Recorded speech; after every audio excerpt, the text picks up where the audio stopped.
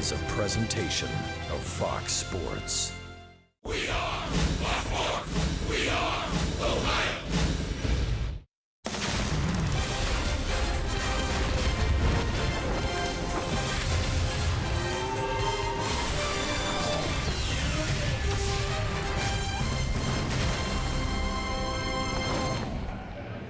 The sun is shining. It's a beautiful night for baseball as the Reds and Pirates close out what is now a brief two-game series from Great American Ballpark on Fox Sports Ohio. And hi again, everyone. Alongside Chris Welsh and Jeff Picoro, I'm Jim Day. Thanks for joining us here for tonight's ball game. Tell you what, Chris, the Reds might be on to something here. At the top of the lineup, we know Zach Cozart has been performing, but Billy Hamilton hitting right behind him. That 1-2 punch has been working. Well, Zach Cozart's been hot all year long. In fact, in every game he started, he's been at the top of the order, and a guy that has just been really on fire. We saw his batting average up around 370 for a lot of the first month of the season. It's down around 340 right now. And I think the key for Zach Cozart is that he hasn't changed a thing just because they made him a leadoff hitter this year. He's not trying to work the count. He's seeing fewer pitches than he has ever before. He's going up there, swinging the bat very confidently, and the ball is falling in for him, and he's getting it going. Billy Hamilton thought he was going to be the leadoff hitter for this club. He might still be in the future, but right now he likes hitting second. I think what we're seeing out of Billy Hamilton is a healthy Billy Hamilton. His hand feels good. His thumb is no longer injured. I think he's further away from that surgery over the winter that really set him back in spring training. And you're seeing a guy that is beginning to feel what he can do at the big league level. I mean, slap the ball a little bit, put the ball on the ground, use the bunt occasionally. I think we're going to see him use more of that as the season goes on. But this is a really nice 1-2 punch, especially when you have Joey Votto coming behind him. Well, last night's postponement because of rain. Both clubs have decided to pitch the pitchers that they were going to throw last night. And on the mound for Cincinnati will be the big Pasta Alfredo Simon. Last time out, better things to come. Well, no doubt. I think that by his own admission, Alfredo Simon really wasn't ready to pitch when he signed on with the Reds. He had no spring training really to speak of. He was working out at his home down in the Dominican Republic, but that's not like facing major league hitters in a real game. So he developed some tendonitis. That set him back. To his credit, he pitched right through that stuff. He didn't pitch well, but he did give the Reds whatever that he could give them.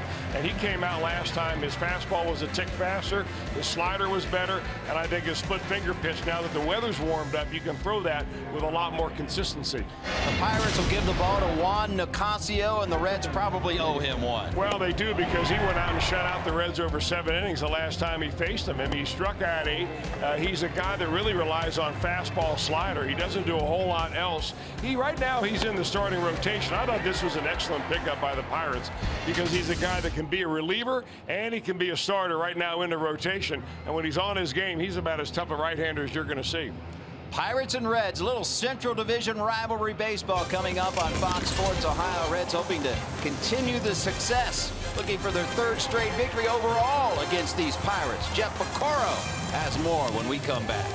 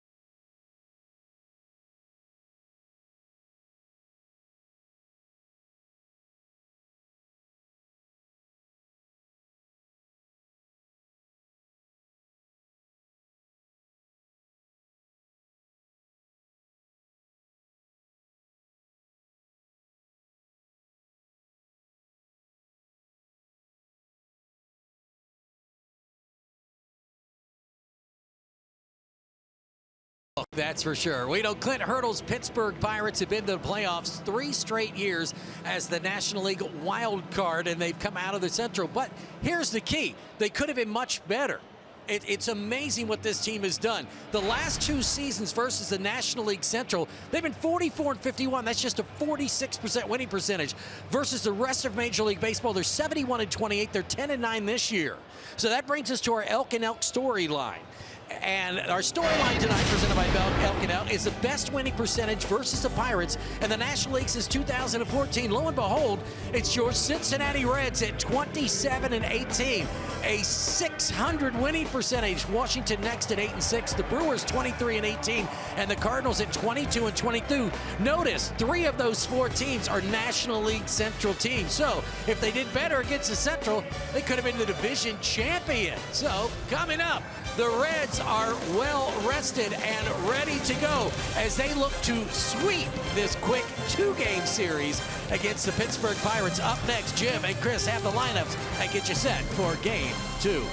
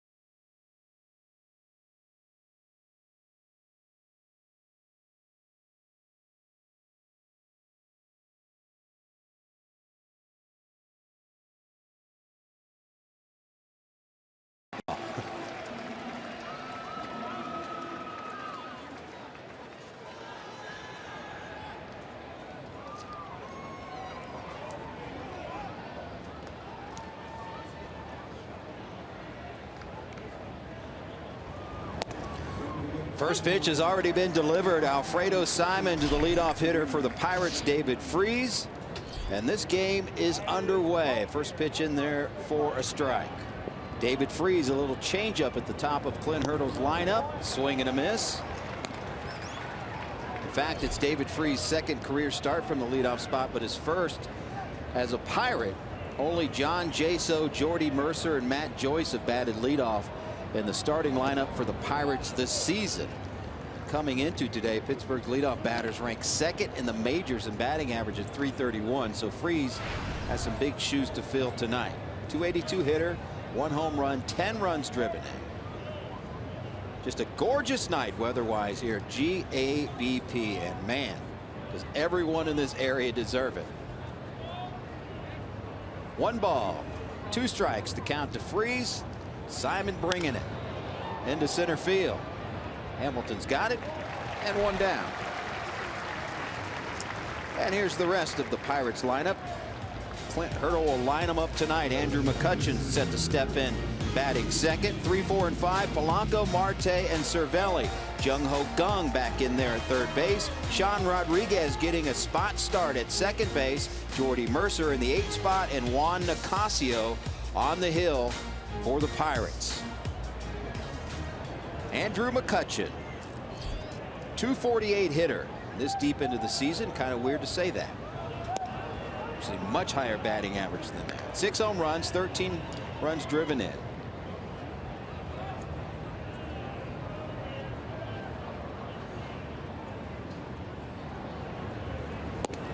And Alfredo Simon looking for a second consecutive decent start. Well, not even a decent start, a very good start last time out. Forget about the earned run average. The sample size still too small. This will be his 6th start overall, and you know, the more he pitches, the harder he will throw, the sharper his breaking stuff will get. It's just a matter of Simon staying healthy throughout this season. I think he feels comfortable in the Reds uniform and certainly comfortable in the rotation here at Great American Ballpark. Well, he certainly says his arm is feeling better. Had problems with arm soreness. He says that soreness is gone, but he's danced right around Andrew McCutchen, a 4-pitch walk. Check out the Reds defensively, your forward defensive lineup. We're getting used to Adam Duvall out there in left field, and he's out there again. Duvall, Hamilton, Bruce around the outfield. Suarez, Cozart, left side of the infield. At right side, Brandon Phillips. No Joey Votto in the starting lineup tonight. Jordan Pacheco gets the start. Tucker Barnhart calling the signs for Alfredo Simon. Jordan Pacheco played all over the infield for Cincinnati. He's yet to catch. It's one of his primary positions. He's yet to do that for Cincinnati, but one of the perfect utility players in giving Joey Votto his first night off of the season. Gregory Polanco, number 3 hitter in there for the Pirates. There you see Joe. And the way the rainout happened last night, and with an off day today, which Brian Price said he had scheduled all along, the Reds have an off day tomorrow. This gives Votto 3 consecutive days of being off, which they really think is going to re-energize him.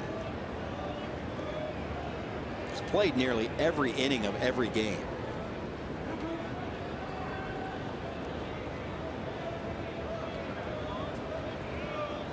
Oh, 1 the count to Gregory Polanco. Cutchin at first.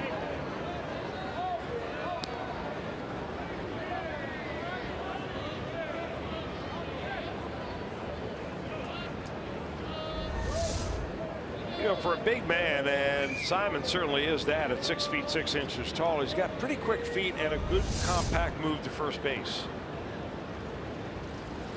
Pitch. Grounder to Phillips. Only play is going to be to first. Gets the second out, but McCutchen moves up into scoring position. 2 down for Starling Marte.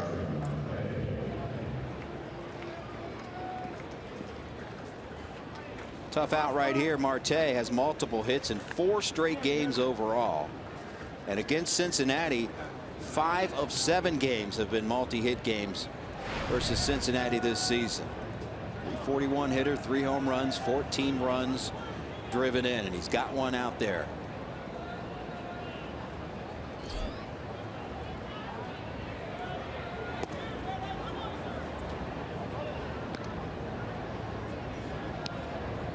Yeah, these Pirates have seen Alfredo Simon a lot. Marte, one of those who have hit over 300 against Simon in 33 at bats. So it's hard to have secrets when you're in the division. You've been around a few years like both these players have. It's a matter of execution. 1-0 pitch in the air. Easy play for Duvall. So Simon works around the walk to McCutchen, and the Reds coming up.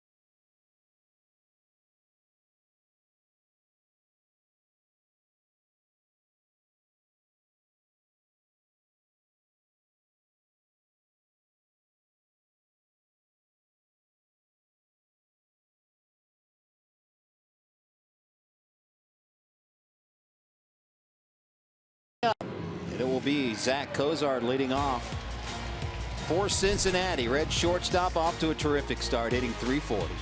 Hamilton back in there hitting second. 3, 4, and 5 with Votto out of there are Phillips, Bruce, and Suarez. Duvall in left field. Pacheco at first. Tucker Barnhart hitting eighth. And Alfredo Simon on the hill batting ninth. Juan Nicasio. He can bring the MPH. Yes, he can, and that MPH will be anywhere from 94 to 97 miles an hour. Makes his 7th start. He wasn't so sure he was going to be a starter when he signed with the Pirates in December. A 1-year deal. A very good deal, actually, for the Pittsburgh Pirates after the Dodgers did not offer him a contract. Cozart looks at the first pitch, a first pitch strike. Zach's been very aggressive in that leadoff spot. Said he didn't want to change his philosophy of hitting just because he's hitting leadoff. Well, that is evident by the fact that he's only received 2 walks all year long. So his batting average is .340. His on-base percentage is .343. But you'll take that out of a leadoff man anytime, a .343 OBP. Easy play for Gung at third and 1 down. Check out the Pirates defensive lineup, brought to you by Ford. Again, one of the most athletic outfields you'll see in baseball. Marte, McCutchen, Polanco. Gung at third. Mercer in typical shortstop position. Sean Rodriguez getting that spot start at second tonight for Josh Harrison. David Freese at first. Nicasio on the mound, and behind the plate, Francisco Cervelli. There's Billy Hamilton. Batting from the left side against the righty. Well, they bring the corner infielders way in. David Freese playing first base tonight. You know, he's really a third baseman. So they've got a fairly athletic corner infield set going. Not really a whole lot of room for Billy to drop one down if he decided to do so. It'd have to be a perfect bunt. It's ahead 2-0. Rips it. Foul.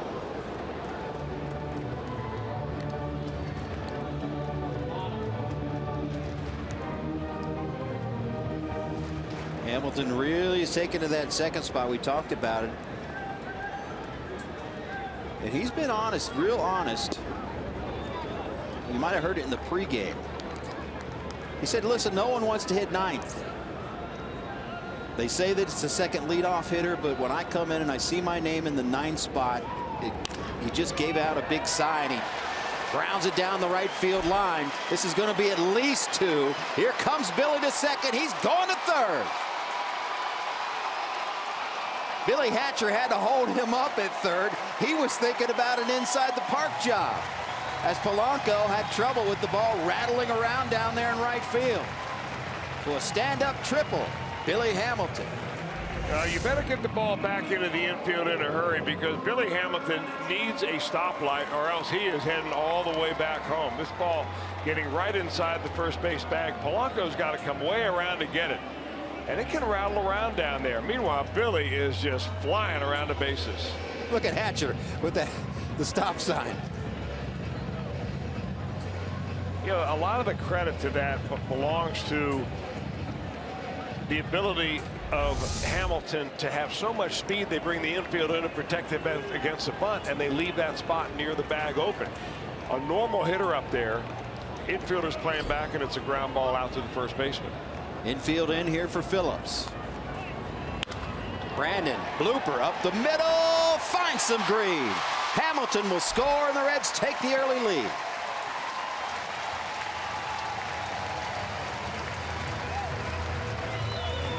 Well, I guess you call that small ball. A ground ball inside the bag at first base goes for a triple, and then Brandon Phillips gets sawed off and almost hits it into the outfield grass. I guess he does, just barely, but because he's drawn in infield, that goes for a base hit and an RBI. In the box score, it goes as a hit and a ribby. Jay Bruce hitting cleanup tonight. Votto the night off, at least from the starting lineup. Phillips at first. 1 run in. Long pause by Nicasio. Now step off. Got the shift on here for Phillips. Mercer playing behind the bag. Second. Now shaded towards the right side.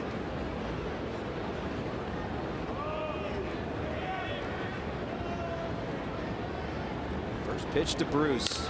In the air. Mercer goes a long way to get that one. 2 down.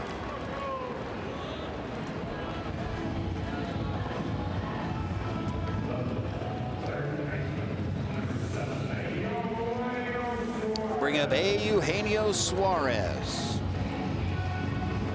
We mentioned this the other night. Reds would like to get him going again. Hitless in his last 10 at bats.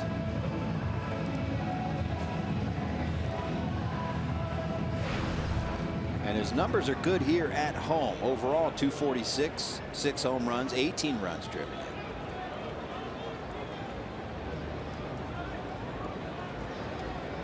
Two outs and Phillips at first.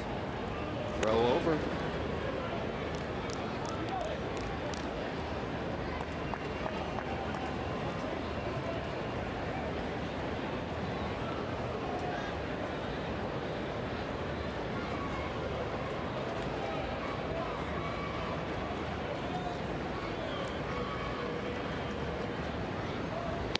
You know, you have to remind yourself when you watch Eugenio Suarez play that he's 24 years old. He won't be 25 until July. The Reds have players in Double-A that are 24 years old. So he's been up in the big leagues quite a long time. So it's going to be an up and down year for a guy like this. He got off to a very good start, which boosted his confidence, and he'll get it back. 0-1 pitch inside. Suarez was 0 for 4 in that earlier matchup with Nicasio in Pittsburgh.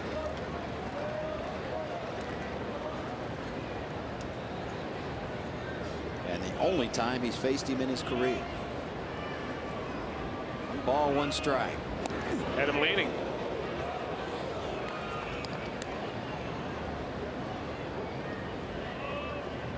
A little closer than first base coach Freddie Benavidez would like. Yeah, the Reds have already had 4 players picked off this year.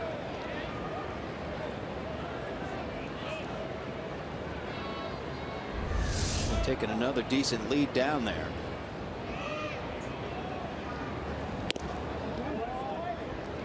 Well, there's no secret with the way that the Pirates want to pitch Suarez, which is inside. They don't want him to get his arms out. They don't want that barrel of the bat on the ball. Suarez has been working very hard on hitting that ball using all fields. And it's tough to hit the ball the other way. If you go up to the plate thinking about that, the pitcher pitches you inside, you've got to go back to what you used to do. Spin on that inside one. Well, particularly the way they're playing him defensively. They've got the shift on. And with Freese holding Phillips on at first, that right side is completely open. Now we've seen him punch the ball through there a few times. The Pirates are firm believers in the defensive shift. I mean, and if they're going to play you that way, they want to pitch you that way. 3-1 pitch. Out back.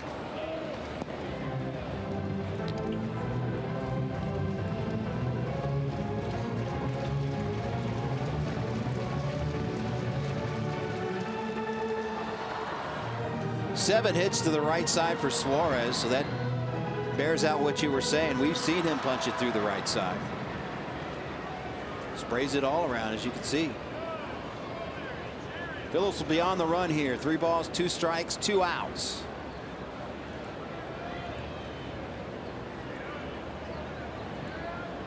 There he goes. Swing out of play.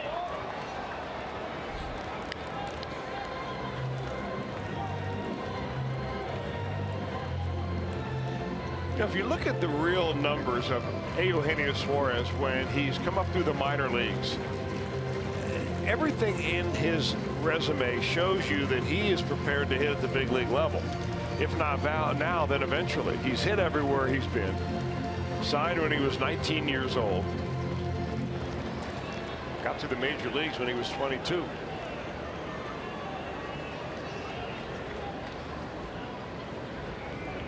Payoff pitch again. Staying alive.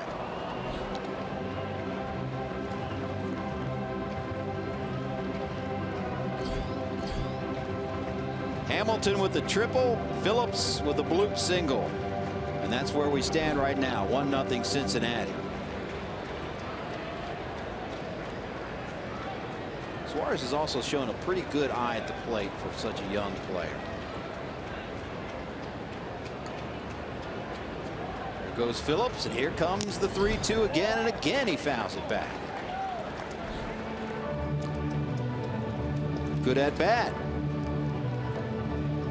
Although Brandon Phillips might have something to say about that. A little tuckered out a little bit.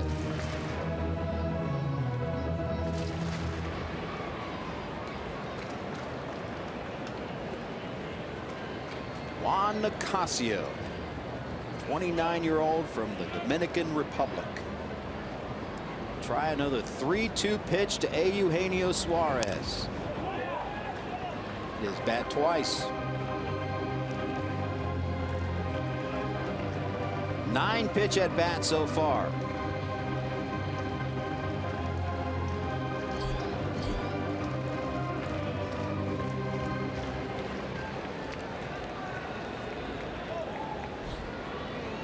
Five straight foul balls by Eugenio Suarez.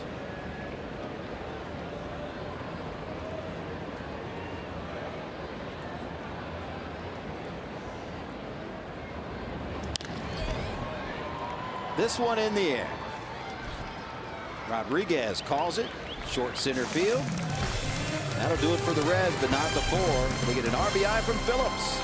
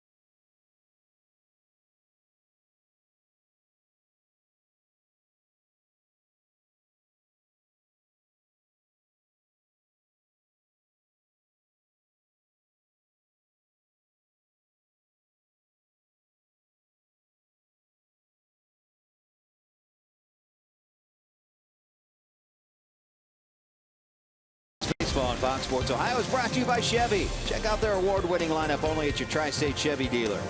By Cincinnati USA Regional Tourism Network. Stay close to CincinnatiUSA.com. And by Skyline Chili. Feeling good, it's Skyline time.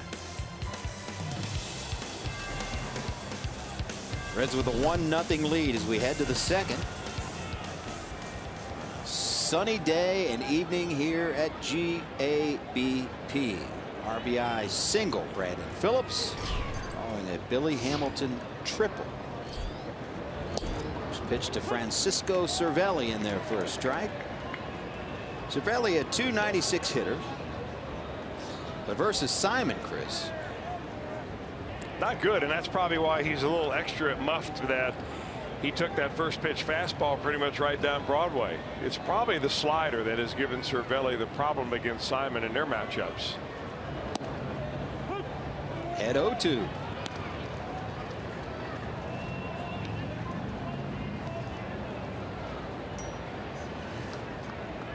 Cervelli was 0 for 3 here Monday night. Did have a sacrifice fly RBI.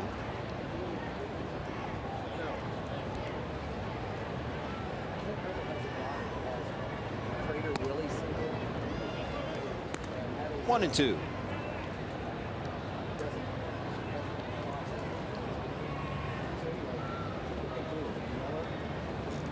Jung-Ho Gung on deck. 1-2 pitch. Outside.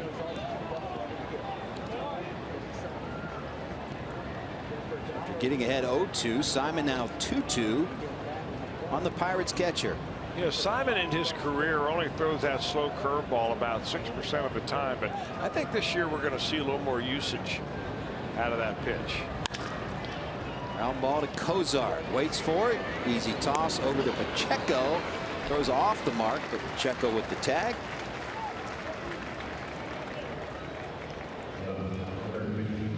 And here's Jung-Ho Gung. Finally made it back this past Friday in St. Louis after just a horrific leg injury last year. Tibial fracture, also injured that knee September 17th of last season.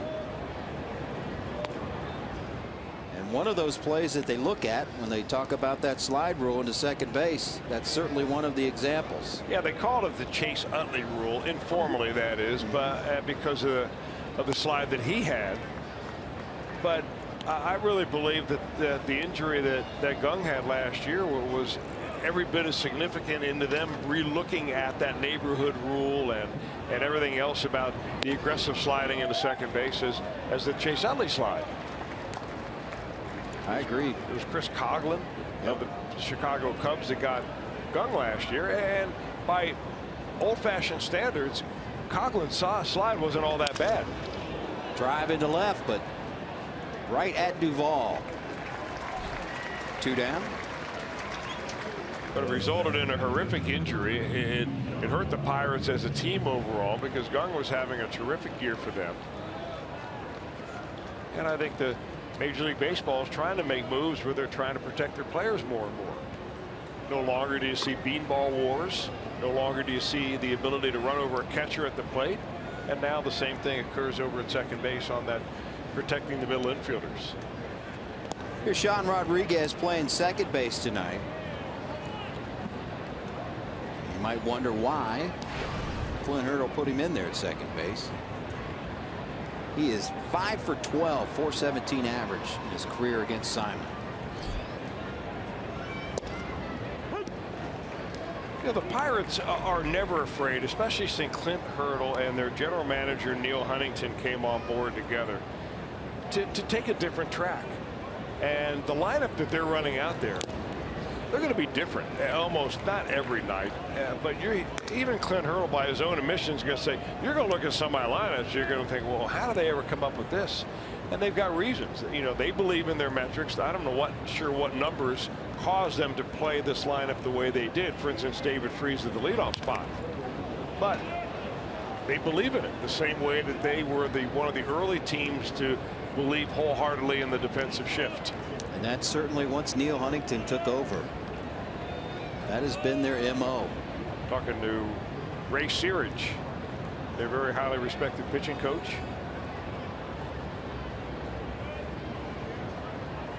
Rodriguez has hit safely in all 8 of his starts, so when Clint Hurdle does pull that number out of the hat, it's worked all 8 times, at least getting a hit in every start.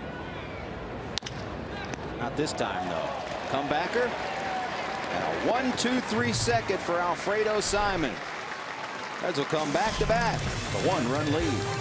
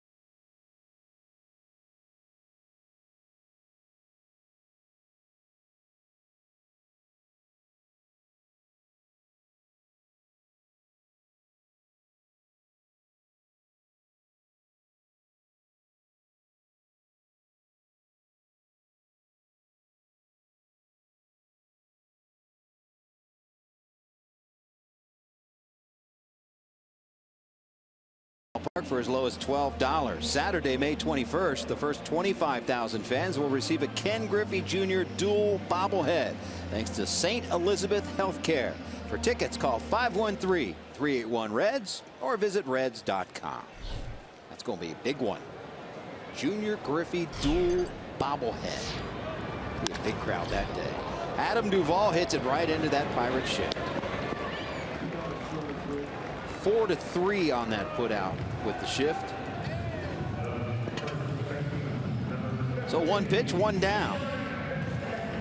And that'll bring up Jordan Pacheco. Well, you figure you hit the ball back up through the middle. That's what you're taught really from an early age in baseball. And you're going to get a base hit, but not so. I'm wondering if we're going to begin to see the defensive shift used more and more in amateur baseball. Maybe all the way down to knothole level. Well, you certainly got to have someone keeping very close statistics in those games. Well, I'm sure that my oftentimes partner up here, Tom Brenneman, keeps big-time specific statistics. Analytics for the 10-year-old team. And I'm sure he's got them moving all over the place. In fact, I think they're playing a game tonight. We can get our scouts out there to Terrace Park and find out what kind of defense they're playing. We should.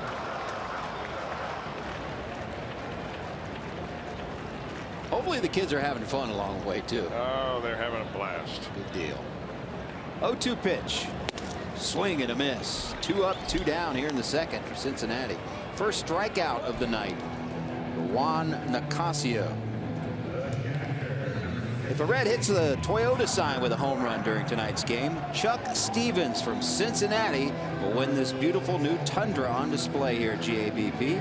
Register for your chance to win at an upcoming game by seeing your Cincinnati and Northern Kentucky Toyota dealers. Barnhart, 2 outs, first pitch swinging himself. Easy inning for Nicasio. 5 pitches. Reds, though, lead 1-0.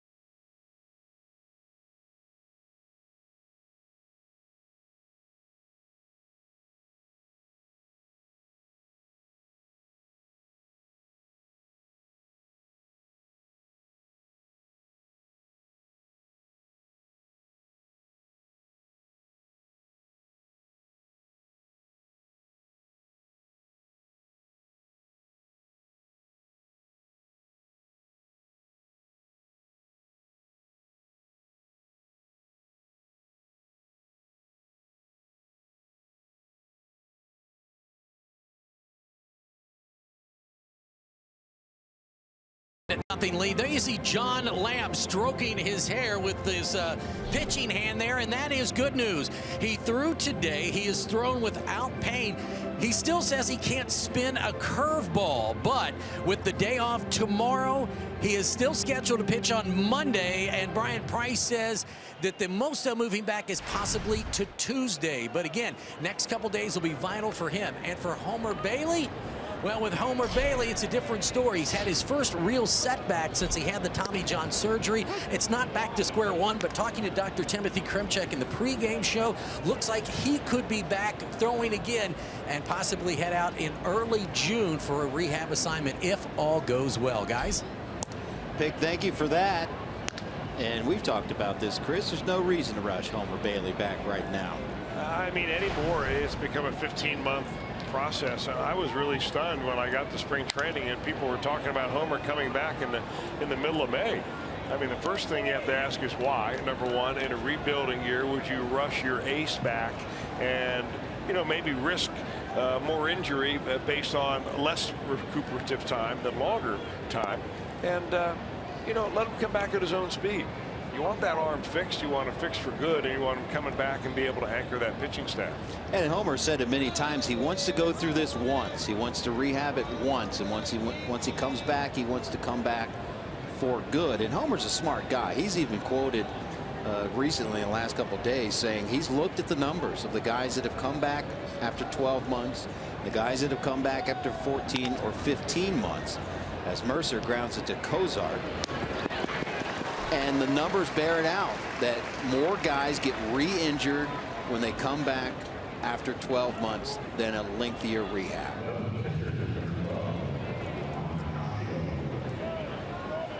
So one down in the inning, and here's the pitcher Juan Nicasio. As far as John Lamb goes, he met the media again today. He said he was a little frustrated. His pick said couldn't spin that curveball yet.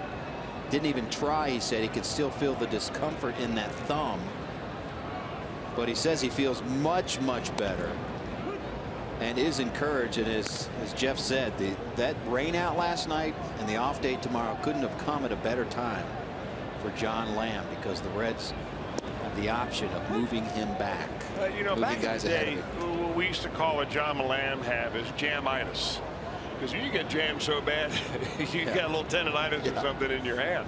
I mean, I'm sure, I forget who the pitcher was that did that, but he's got to be thinking, man, I must have been throwing a shot put up there.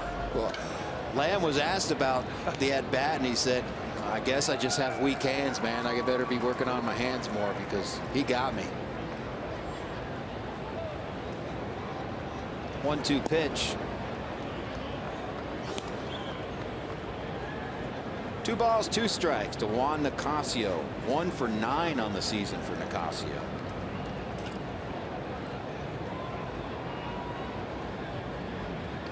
Simon dealing. Fly ball right field. Bruce has it. 2 down. Just a reminder, as you enjoy a cold one, look forward to a Miller Time moment later in tonight's game, brought to you by Miller Lite. 6 in a row retired by Alfredo Simon. Only base runner in this game so far for the Pirates. A 1-out walk to McCutchen in the first.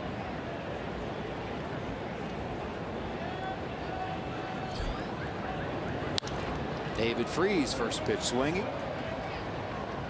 Freese flew out to center to open up this game. Former St. Louis Cardinal. What a postseason he had with them.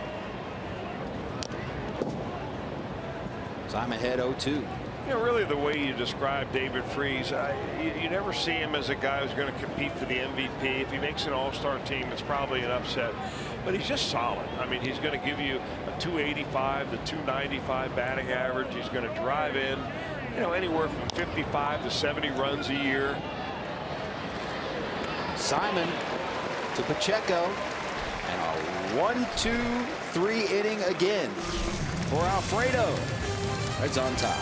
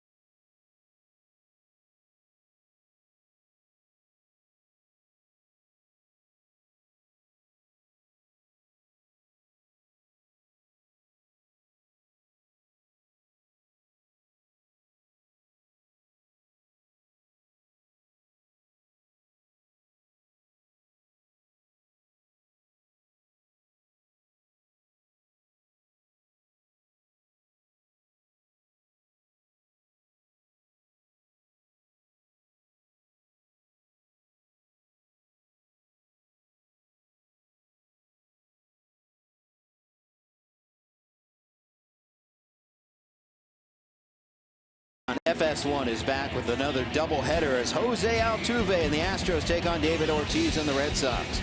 Then AL Central rivals collide when the Twins square off against the Indians in a game you can only see on FS1. It all starts at 12:30 Eastern, or watch it live on Fox Sports Go.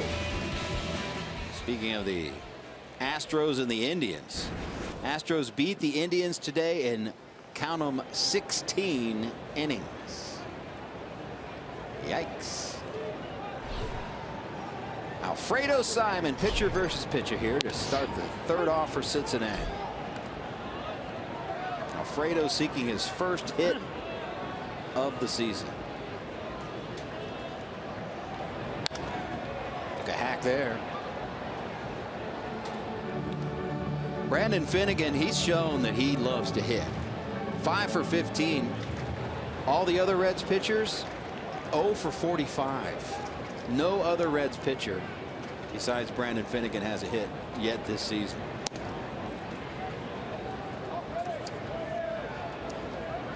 Did you notice Nicasio's ERA go up? How about a guy that had his start washed out last night and saw his ERA rise by nearly a run? It's because of an error originally charged to McCutchen in his last start versus Chicago. They changed it to a hit, and later in that inning he gave up a 3-run home run. So he woke up this morning and his ERA went from 3.16 to 4.02. And he didn't pitch. Now, that seems like a long time for him. I thought they had a 72-hour window to come back and change that call from one to another. I have to check with Apparently Roth not. Yeah, you might have to check with Mr. Roth on that. And that game was played in Chicago? No, I believe that was in Pittsburgh. I might be mistaken because the Pirates are going to Chicago here next. Swing and a miss. Simon's down on strikes. Second strikeout of the game for Nicasio. Well, he hangs in there long enough to get a decision. I mean, no decisions out of Juan Nicasio this year. Up, down, up, down, up, down.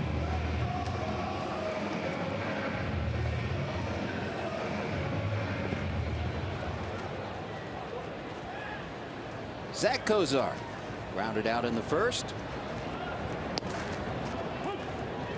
Kozar off to that great start as we've talked about so many times, and now has the enough at-bats to qualify amongst the league leaders. His .340 average coming in. Third amongst National League shortstops. Fourth in hits. Tied for second in doubles. Up and in. Almost got him. Second in slugging percentage amongst National League shortstops, .567. 1-2 count to Kozar. Reaches for one. Nicasio backhander. Nice play. That's a really nice play for Nicasio. In fact, the last few pitches were very interesting. The ball that nearly went up underneath the chin of Kozar. Now he goes down and away with a slider. Kozar just really not into it. I mean, he's just going to try to get the bat on the ball. But Nicasio, as he's falling over the third baseline, delivers the ball right into the vicinity of first base. Nice play by David Freese to be able to touch the bag, field the ball, and stay out of the way of Zach Kozar. Here's Billy, scored the only run in this game after a stand-up triple. Shoots it down the left field line. Tonight's IGS bringing the energy. Hamilton this season versus the Pirates. Now up to 417 on the average after that triple. Versus the rest of Major League Baseball, just 172. So he likes to play against these Pirates. Hard to believe the Reds will not see this Pirate ball club again until the month of September. Here, I think we go to Pittsburgh, I believe, in August. They come back here you're right. in September. The first weekend in August, and then again the Reds will go the second weekend in September. But it'll be a minute, though. Center field, right at McCutchen. And a 1-2-3 inning for Nicasio. Reds 1, Pirates nothing.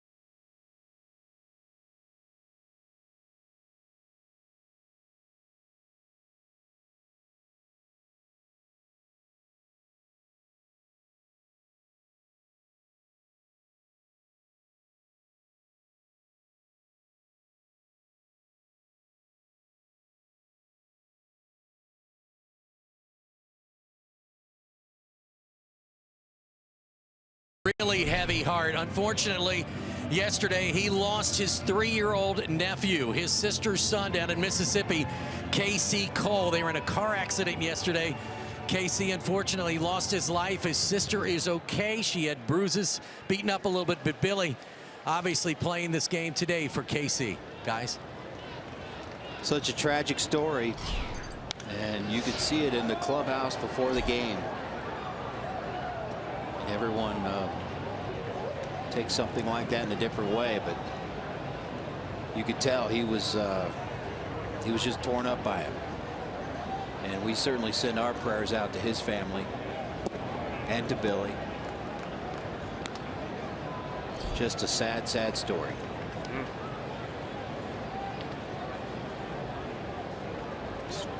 You don't know what to do in that situation other than to just go by as McCutchen drives one into right field, and that one is gone.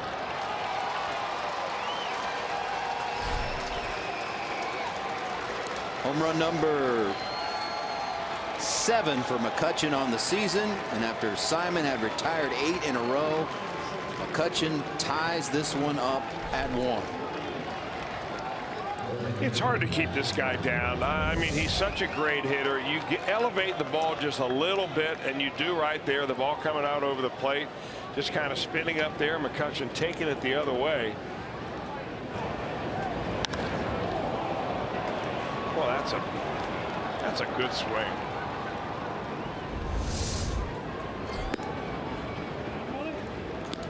This is the kind of lineup the Pirates have been able to put together that can damage you at the top and at the bottom of the lineup. And you think you're through something when you finally get through McCutchen, Polanco, and Marte. But you look on down the lineup, and they have guys that can pop the ball out of the ballpark.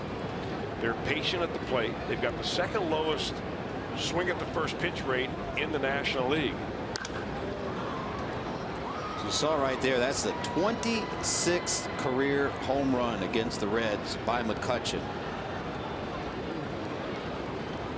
26 home runs against the Reds, ranked 3rd amongst active players, trailing Ryan Braun, who's at 32. And I still can't believe this number when I look down at it. Albert Pujols, 46 home runs against Cincinnati. It seems like he hasn't played against the Reds in 10 years. Hasn't it? But 46, I mean, obviously he was in the division with the Cardinals. Played him 18, 19 times a year, but 46 home runs. Reds will see Albert this year. Yep. It's the Reds, the National League Central, taking on the American League West this year in interleague play. See the Mariners come to town. That'll be part of that Griffey Jr. dual bobblehead. Oakland A's will make their way here. Reds will play out there in Anaheim.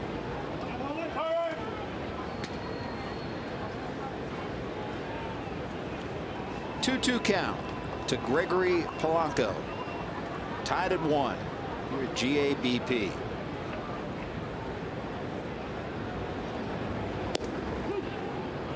Bring him up. First strikeout of the game for Alfredo Simon. Excellent pitch right there for Alfredo Simon. A backdoor cut fastball that he looks like he just gets that ball and puts a little bit of spin on, almost like the spiral of a football, so that instead of darting away from a left-handed hitter, it comes back out over the plate a little bit and it just catches the outside corner.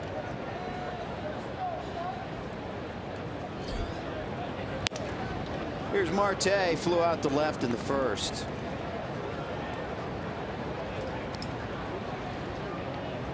Average at .338 now.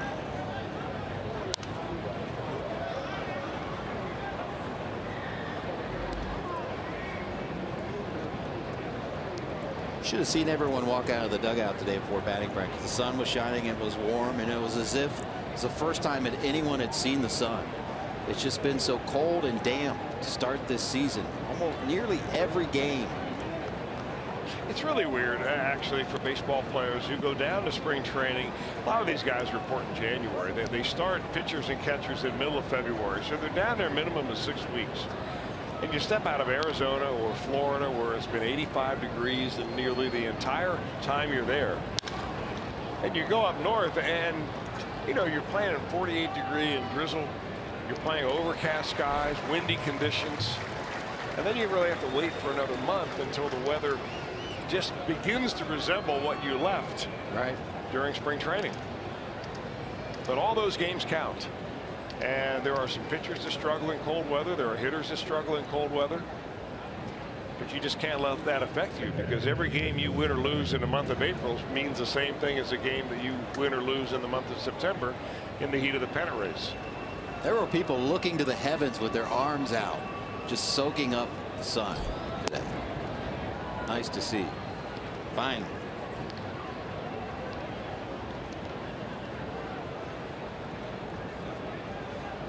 Starts heating up, and then you still see the ball just flying around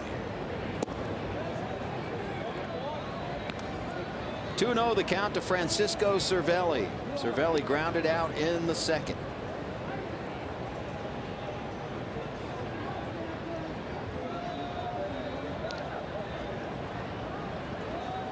.20 pitch. 3-0.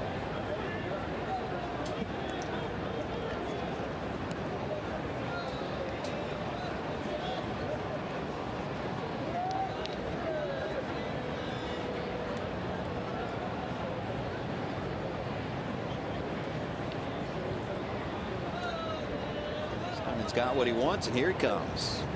Almost hit him. Look out.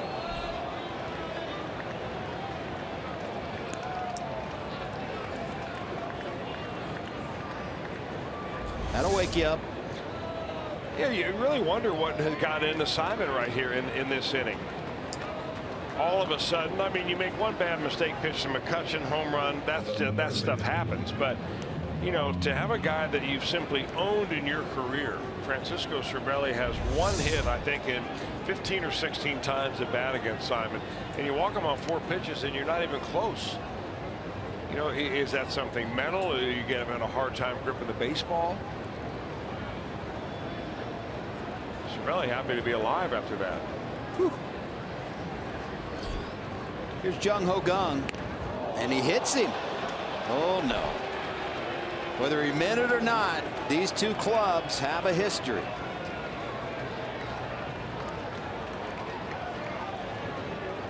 I wouldn't think that Simon is trying to hit him. Kang is up on the plate, yes. It hits him in the protective part of that apparatus that protects his back of his arm and elbow.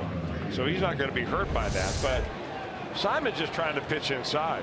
That's the same thing the Pittsburgh Pirates do. Although the Pirates do as I recall, lead the league in being hit by pitch. They do indeed. 79 total hit by pitch, most between two teams in Major League Baseball.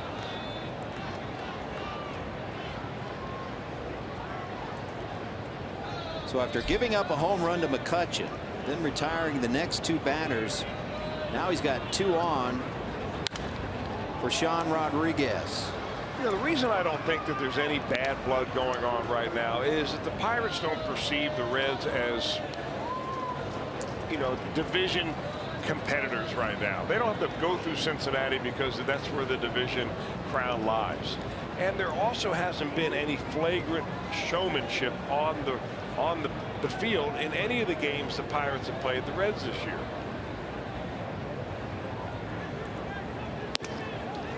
So I think that hit batter was just a hit batter. The fact that it happened after a 3-ball count where Cervelli nearly got one in the head but went for ball 4, and then the very next pitch got away from Gunn, just leads me to believe that Simon has just either lost his concentration or his feel. Boy, how about that little curveball there? 76 miles per hour.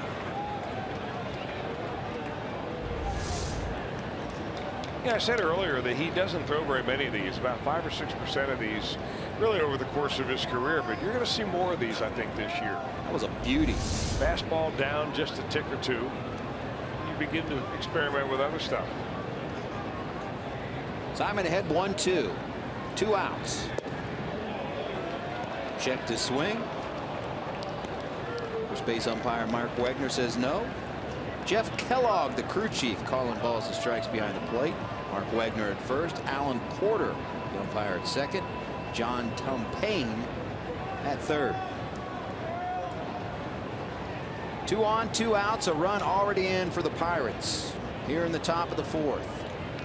The 2-2 pitch. Do it again. You know, one thing they've added here to the scoreboard at Great American Ballpark this year that I really like is not only the speed of the pitch, but also an identification of what the pitch is. Because, you know, a lot of pitchers come in. You may not, if you're a casual fan, you may not know what type of pitcher a certain pitcher throws. Fastball, curveball, slider. As you throw a splitter, a knuckleball, a changeup, and the scoreboard here will show you that. They should give you the miles per hour, and then they'll give you the pitch type. How accurate are they on the pitches? Have you been tracking them? I have tracked them, and yeah, I think they're pretty accurate. And they get that really from a formula because they know from history what the speed of the pitch is that Alfredo Simon throws. And they'll also get the spin of the pitch, the trajectory of the pitch, and so on. And they fall into certain ranges based on data, and they're fairly accurate. And every once in a while, a pitcher will invent a new one. Well, my question is, they put Ephus up there when he brings that big Ephus pitch. Although he doesn't like to call it an Ephus pitch, but we all call it that big Ephus. Yeah. How do you spell Ephus? What I would want to know. How do you throw it? Yeah, that too. All right, runners will be on the move here. 3 balls, 2 strikes, 2 outs. Simon trying to keep the runner at second. Cervelli close. You know, my prediction, that move that you see right there will be one that in the next few years Major League Baseball is going to take a hard look at and eliminate. Just like they eliminated the fake the third. Yeah. It really is the same thing. Yeah.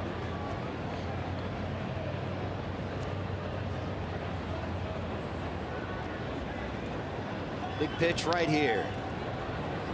Swing and a miss. And Simon strands 2. But not before Andrew McCutchen ties this game up at 1.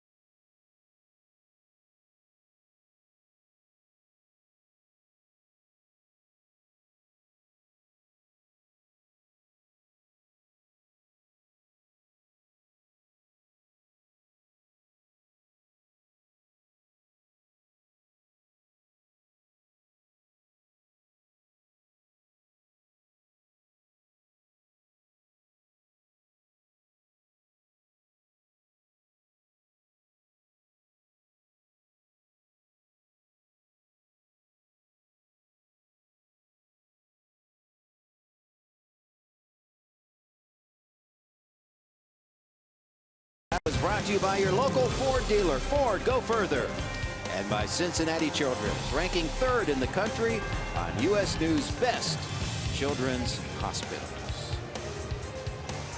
1-1 tie here in Queen City.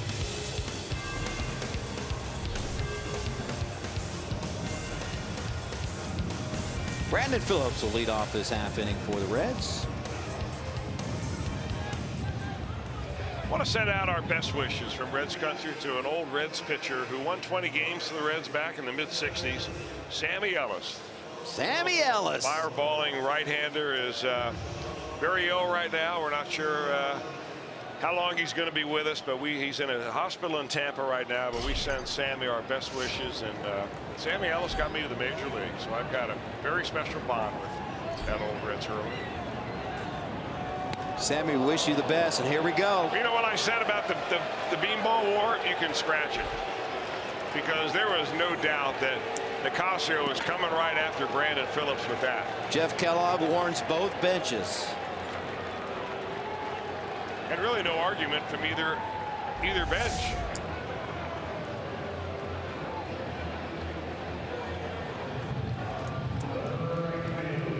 All right, this one could get interesting the rest of the way.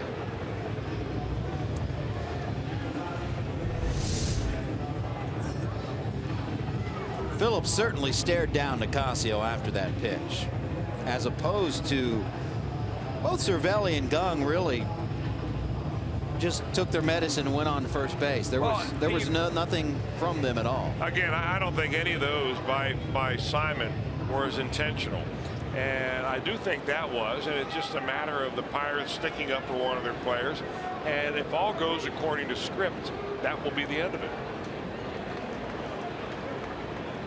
See how it unfolds. Jay Bruce in there. Phillips not even taking a lead from first base. I don't know if he's hurting down there or now he'll take the lead.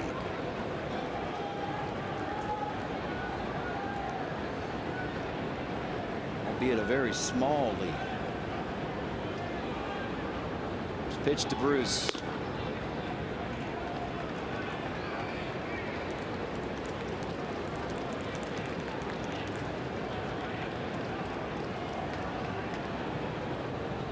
Popped out to the shortstop in the first. Average sitting at 231. 5 long ones. They'd like to see a long ball right here. Pirates tie it up. If not, the Red Legs come right back and take the lead.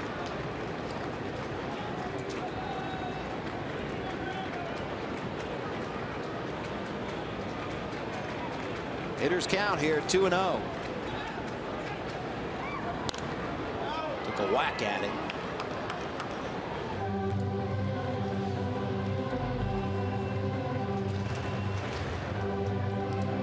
Two balls, one strike.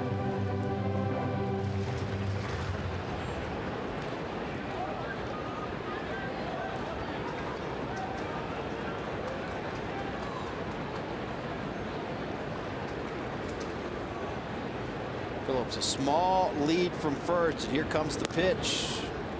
Takes a high ball.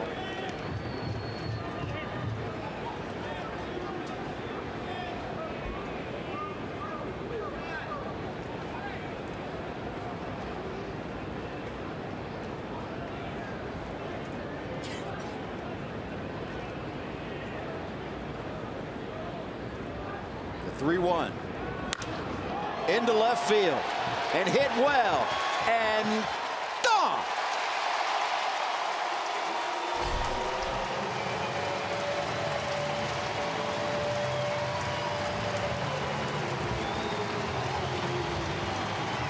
Well, just as I say it, Jay Bruce delivers. Home run number 6, 2-run job. Reds retake the lead. I can't remember the last time Jay Bruce hit a home run down the left field line. While Nicasio's fastball has that natural movement of going away, but you've got to stay with it with your front shoulder to be able to drive a ball like that. You can hit a fly ball, a dying quail easily to left field, but to hit one out that way, you've got to be committed. And Jay Bruce all over it. He is now tied with Adam Dunn for the most home runs career-wise at Great American Ballpark. 126th home run here at GABP for Jay Bruce. 14 of those have come against the Pittsburgh Pirates here at home. And if you would have told me that the tying home run to Ty Dunn would be down the left field line, I would have probably said probably not. Yeah, neither of those guys made a habit of going down the left field very often. Nope. Reds will take it though. 3-1 lead. Suarez now digging in. In fact, Dunn probably hit as many into the river as he did down the left field line. Man, he used to hit some just titanic shots. Back before they had the, as Suarez is rung up, back before they had the riverboat deck out there, one that he hit over the batter's eye, center field. Just a majestic shot.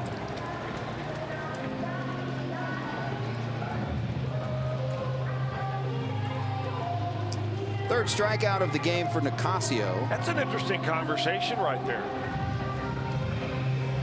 When you have normally, you know, we're not in the dugout all the time with our camera, but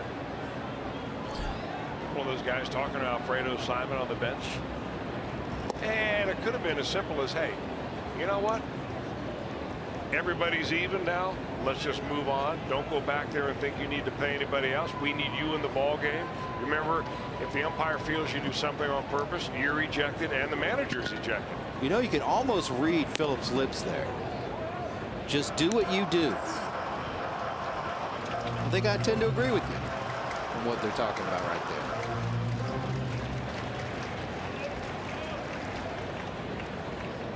We'll see.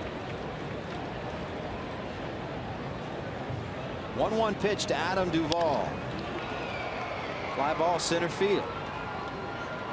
2 down. You know, it's really a miracle that Juan Nicasio is on a major league mound anyway. In his rookie year, after he signed and came up, called up out of Double-A with the Colorado Rockies, he was pitching in August against the Washington Nationals. He was hitting the head with a line drive off the bat of Ian Desmond, and it knocked him down. And as he fell on the mound, he fractured a vertebrae in his neck. So they immediately took him. They took him off the field, obviously on a stretcher.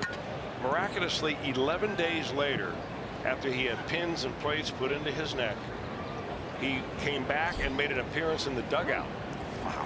To a standing ovation there at Coors Field. He was out the rest of the year, but returned the pitch the following April. 2 down for Jordan Pacheco.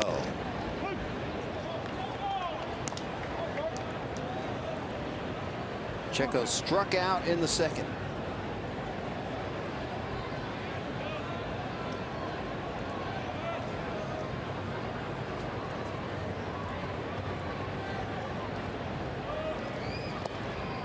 Check swing. 1-1. Pacheco, the only non-roster invitee to make the club's opening day roster. And they had a lot of non-roster invitees to camp. Brian Price and the staff loving his versatility. Let's take a look at the video of that line drive to the head back in 2011 off of Juan Nicasio pitching for the Rockies. I mean, just a heart-stopping moment. Jim Tracy, the manager of the Rockies, Cincinnati native, running out there. I mean, he's motionless on the mound. But 11 days later, came back, made his appearance in the dugout, and here he is back on the mound pitching, and pitching well.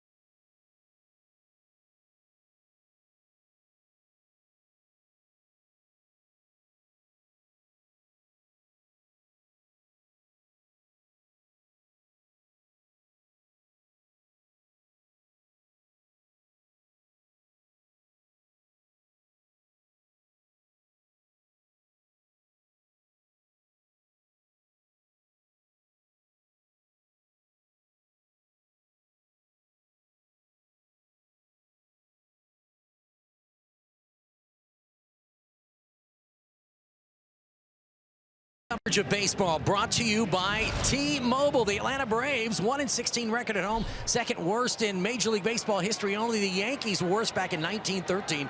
And Bryce Harper, a one-game suspension, undisclosed fine for actions following his ejection on Monday. He's serving that suspension tonight. And Todd Frazier had to leave the game today. We're going to show you the video of this. So this was in the fourth inning in Arlington. He did his best Derek Jeter impersonation. Watch his face. So as he goes in, he slams into the armrest and he splits his mouth wide open, guys. He runs to the dugout, grabs a towel. They take him downstairs. He had to get 5 stitches to close the gash in his mouth. That was today versus the Rangers. Wow. Frazier always selling out. He certainly did every night or every day in a Reds uniform. Fly ball into right center field. Bruce has it. But in true Frazier fashion, he homered in the top half of that inning before that happened. His 10th RBI of that 3-game series. He has been swinging a mighty hot bat.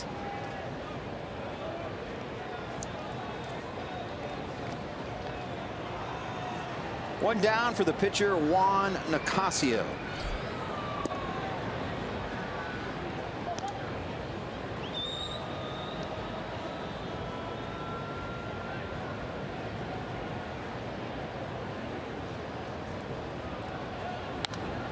Fouled back.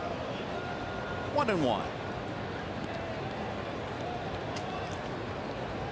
I'm used to looking up at the scoreboard and seeing the Cubs with 8 runs, 7-8 runs in a game. Someone finally turned the tide on them today. The Padres scored 7 and beat them 7-4 today. It has been rare to say that the Cubs lose, but they did today.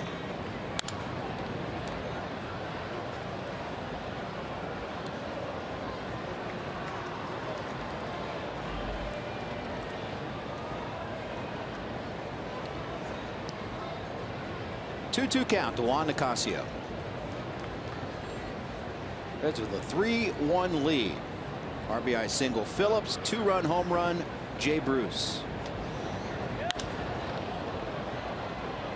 And Nicasio, for the 2nd straight time, has flied out to right. MLB.TV Premium, the #1 live streaming sports service, delivers everything you have come to expect and more. It also includes a free subscription to @Bat Premium, the #1 app for live baseball. Blackout and other restrictions apply. Visit MLB.TV for details.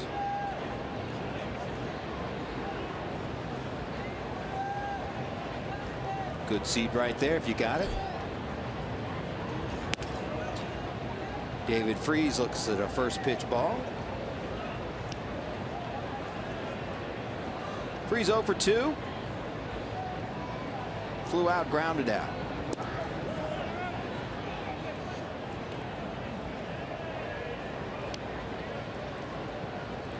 We are in the 5th. Pitch count 75 for Alfredo Simon.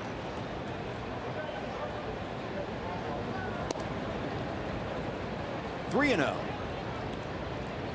You certainly don't want to walk the guy ahead of Andrew McCutchen, who already has a home run in this game. Freese had the green light, swinging away.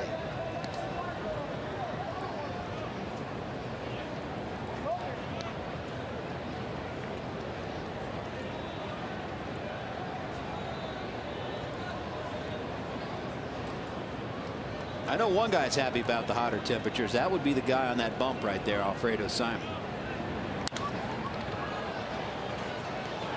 Is there enough room for Suarez? No. Well, if pitching is about changing speeds, no one has done it better than Alfredo Simon, at least tonight. His pitch variation has gone anywhere from 74 to 94 miles an hour, and he has hit every number in between.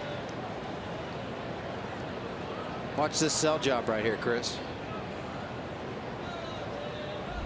Oh, didn't get it. Freese got that one.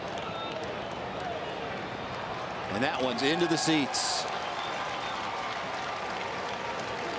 David Freese touches them all. second home run of the season for him. And the Pirates have climbed within one at 3-2.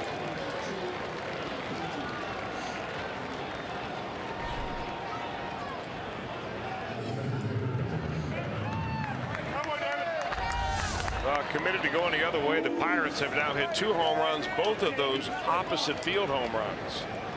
That's a slider that just kind of, or maybe a cutter, but boy, it spun, but it didn't move. Now more work to do with McCutchen in there. 34 home runs have now been hit in this homestand. 18 by the Reds, 16 by their opponents. Uh-oh.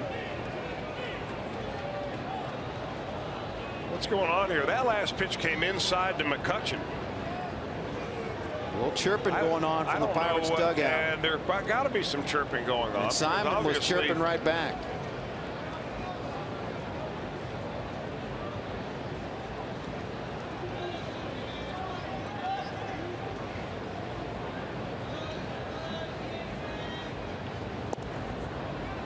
That pitch wasn't way inside. Well, you know, the problem with the warning is that you got to pitch inside to be successful. Because if you have guys leaning out over the plate, they're going to hit home runs to right field all night long. So you can't be fearful about coming in, missing your spot, hitting a guy, and getting ejected from the game. Oh, boy. Deep to center. Hamilton back. Hamilton's got it at the wall. So McCutchen, bidding for the second home run of this game, comes up just short. And the Reds hold on to a 3-2 lead.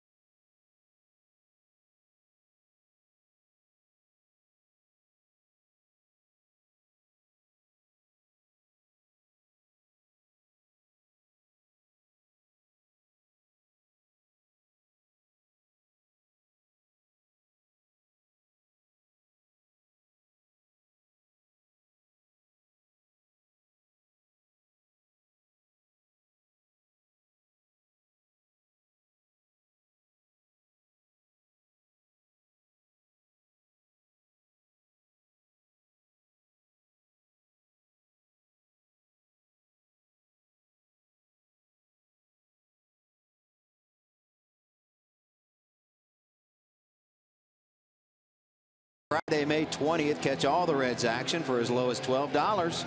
Plus, enjoy a spectacular post-game fireworks show presented by PNC Bank.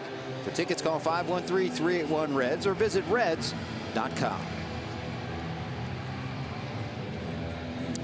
In between innings, very interesting conversation going on between Brian Price, former pitching coach who's done this many times as a pitching coach and now as a manager, talking to Alfredo Simon about the situation. Both benches have been warned. If you're just joining us,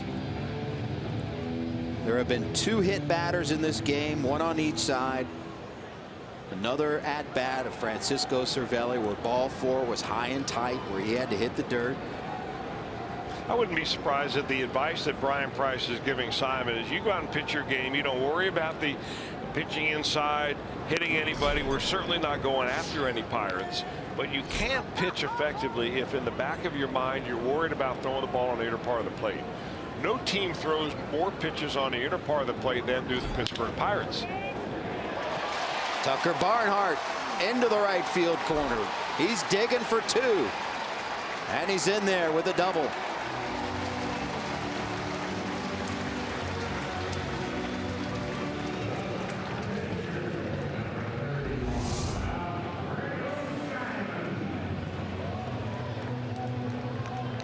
Tucker just relishing the fact that he's getting to play a much more regular basis. Of course, it comes at the loss of losing Devin Mesoraco. We wish him well after having shoulder surgery yesterday, or yesterday. Indeed, yesterday, and unfortunately when they got in there, it was worse than they expected.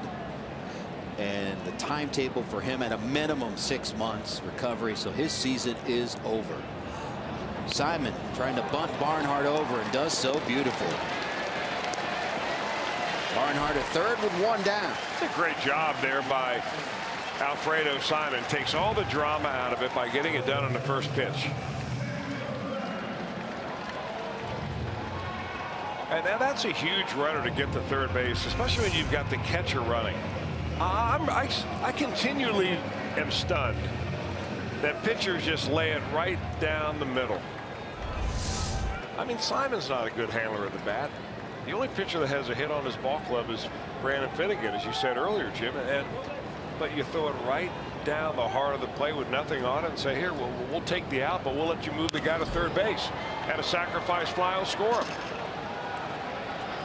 Marte's got it. He's got a good arm. Here's Barnhart. It's cut. They're pointing back at third base. Well, they'd like to do a continuous appeal, but that's not going to happen. They're going to have to put the ball back in play, step off the mound, and appeal to third base if the runner left too soon. We'll see if the umpire saw something that we didn't. Cervelli immediately pointed back to third base and immediately looked at home plate umpire Jeff Kellogg. We're going to see it here, right here. You got to wait for a batter to get to the batter's box, the umpire to put the ball in play, pitcher get on the mound, then he steps off the mound. You have one chance to do this correctly. He's on the mound. Hamilton's in there.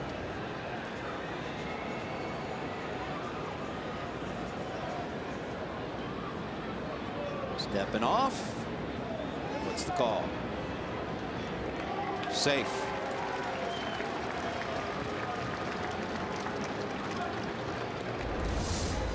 See if we can put it together here. I'm not sure what the Pirates are looking at. It looked like he hung in there and was plenty safe. Oh yeah. Hamilton pops it up. Gung squeezes it for the third out, but the Reds get that run back and lead again by 2.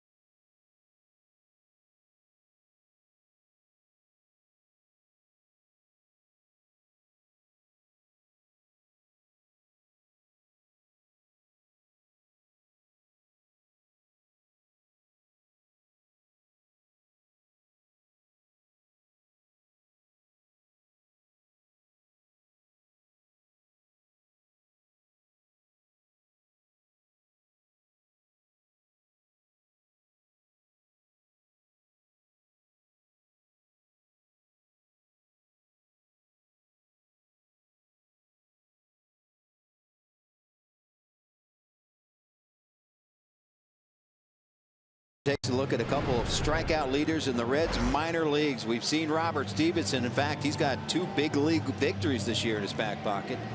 28 strikeouts and 30 innings pitched. And Amir Garrett down there at AA Pensacola, 38 punch outs and 35 2/3 innings pitched, barring injury. You will see both of those guys, in my opinion.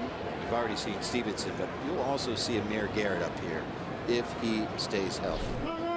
They have a loaded starting pitching staff at AA. 4-2 Reds lead. Gregory Polanco, the number 3 hitter, will lead off for the Pirates. Alfredo Simon, 83 pitches, now into the 6th. Polanco 0 for 2 so far, grounded out to second, struck out looking in the 4th.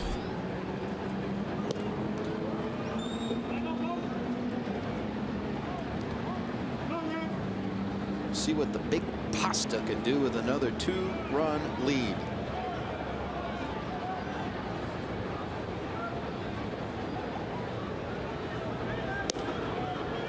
In there for a strike.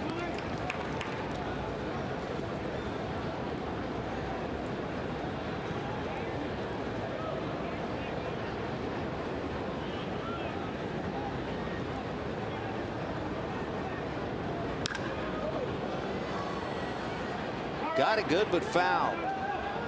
Pirates are trying to get their rhythm back. They started the season this year against the Central Division 8-3. So they got off to a great start in that respect, but they've lost the last 6 of 8 against division foes. And they know going into Wrigley Field this weekend, it gets a bit tougher as they face a very hot Cubs ball club. It'll be a highly anticipated series. That foul ball went up into the handlebar, didn't it? You're sitting up there in the handlebar, and you're not exactly expecting a foul ball. You're expecting good food and fine cocktails. Check it out. Check her out right there. I mean, that you're not expecting a foul ball up there. What a great place to watch a game,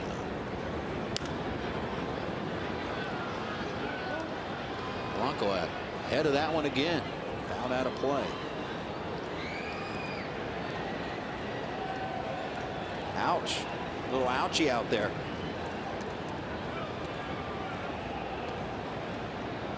Better mean business when you go after a foul ball.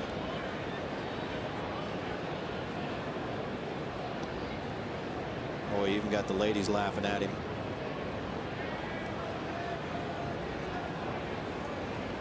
Two-two pitch to Polanco.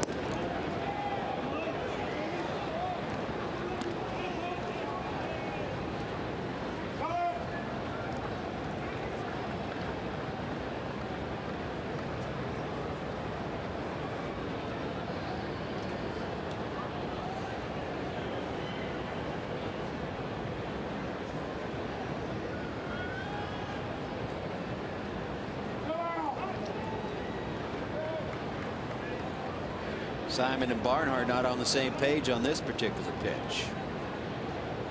Do it again. Now they're going to talk about it.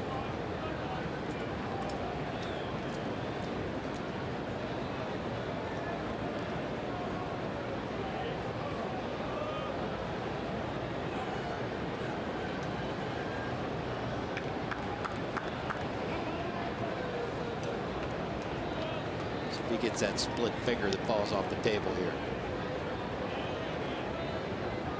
Either way, it's the 8th pitch of the at-bat on its way. Swing and a miss. And Polanco down on strikes. Well, they ended up throwing a slider on that pitch, 88 miles an hour. I think that Tucker Barnhart wanted it inside. It stayed outside. In fact, that's what you would characterize as a backup slider. You throw it wanting it to break into the hitter, it actually goes away and fools him anyway. And if you could do that when you wanted it, it'd be one great pitch. There are your friends up there in the handlebar. One lady was taking a picture of our camera. I'd like to see that shot. Oh, you probably have enough of those. We know who invented the camera phone. Would that be Steve Jobs? Hit him.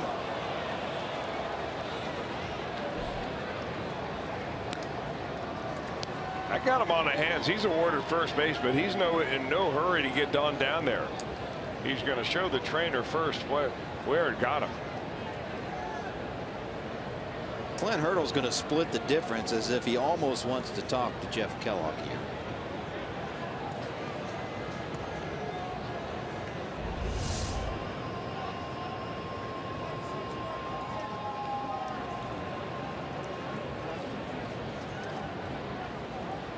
What in that old fifth metacarpal.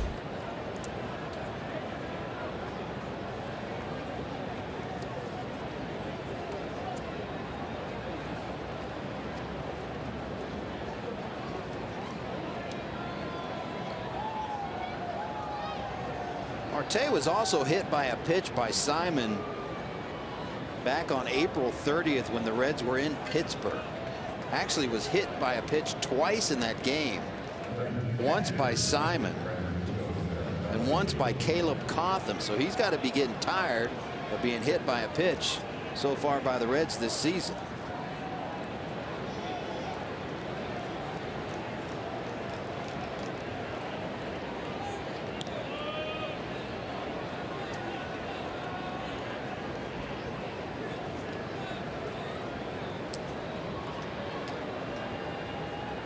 So one out, Marte at first and Francisco Cervelli at the plate.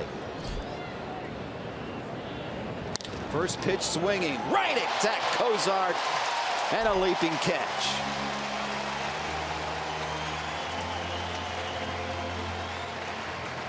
Now Cozart had to get up there to get it, but the most important part is timing.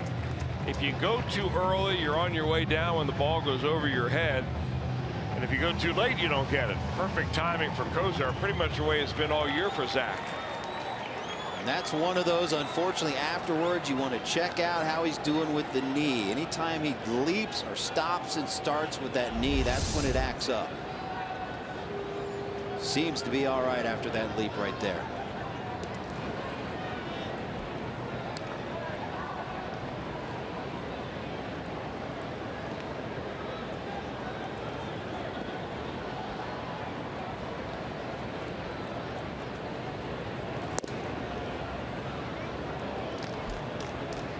Want to know the count to Jung Ho Gung.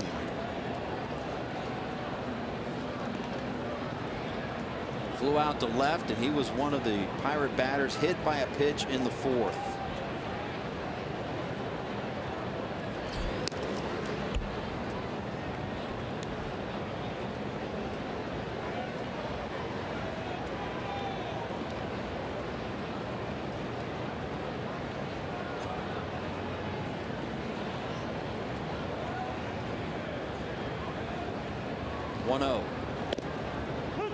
Curveball.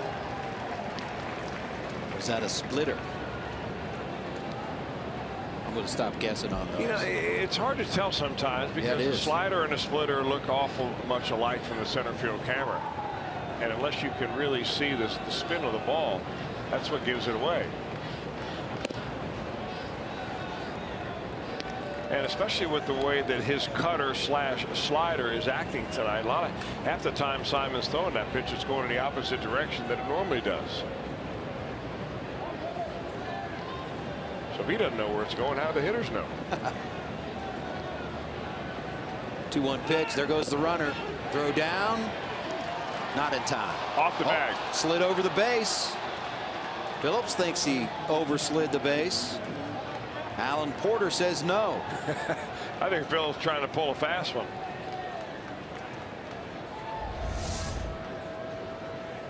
Let's see here. Oh, he was definitely off. They're gonna challenge this one. Was the glove on when his fingertips barely got off the base is the question. I think it was, but the question is, you know, will they say that Phillips may have pushed his fingers off the bag with the glove? You can't do that. See how he's pushing his hand right there? Oh, yeah, he is. You could make an argument that Phillips had something to do with him being not in contact with the bag. I don't think there's any question. Ooh.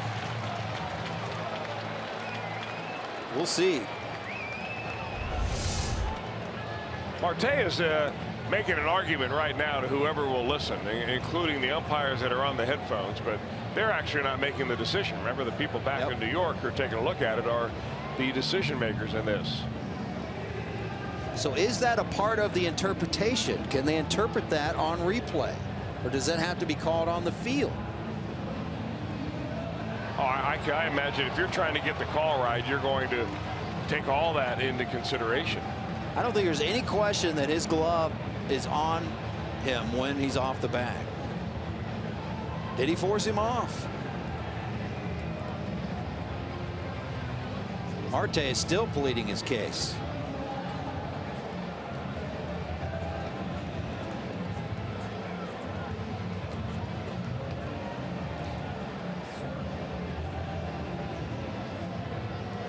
Speed up that replay a little bit. The only reason I would say that is that Brandon Phillips lost his balance as he was reaching down there, and you know, if you're falling backwards towards a runner, you may apply pressure inadvertently right there. You can see that his left foot got tangled up with the bag. He was almost using Marte's arm to brace himself to keep himself from falling over.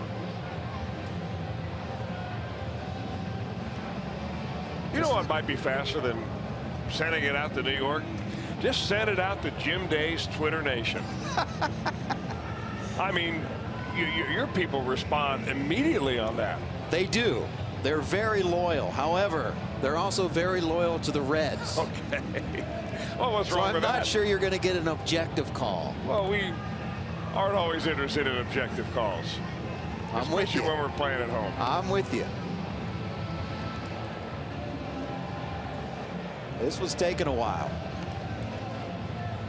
I don't know who ever anticipated this 10 years ago, that this would be part of a major league game. Here we go. Out. Out is the call. Oh, here comes Clint Hurdle, and he's about to get ejected. Clint Hurdle is right on his way to Jeff Kellogg, and he's going to get his money's worth on this one.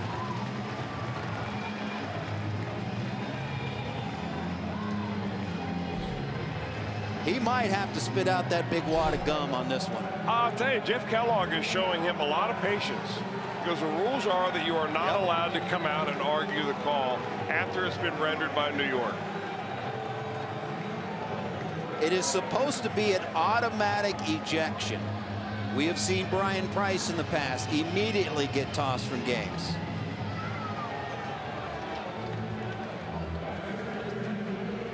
Showing a tremendous amount of leniency right here. In fact, he's letting him go here. Well, for one reason, maybe it's because it's in between innings, because the third out of the inning has been now made.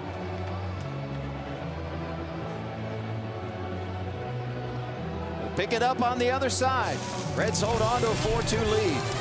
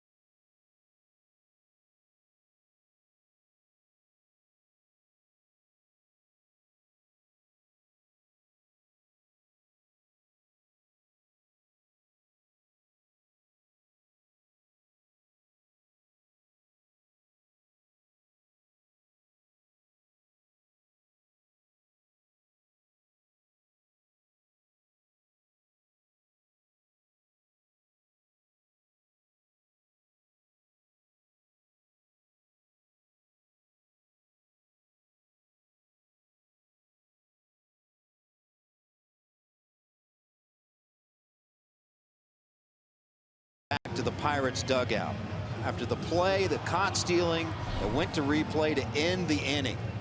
He went as far as to continue to argue with home plate umpire Jeff Kellogg and then forced his way out to talk to second base umpire Alan Porter. And you can see him get his folder, and he has been ejected. He is out of this game.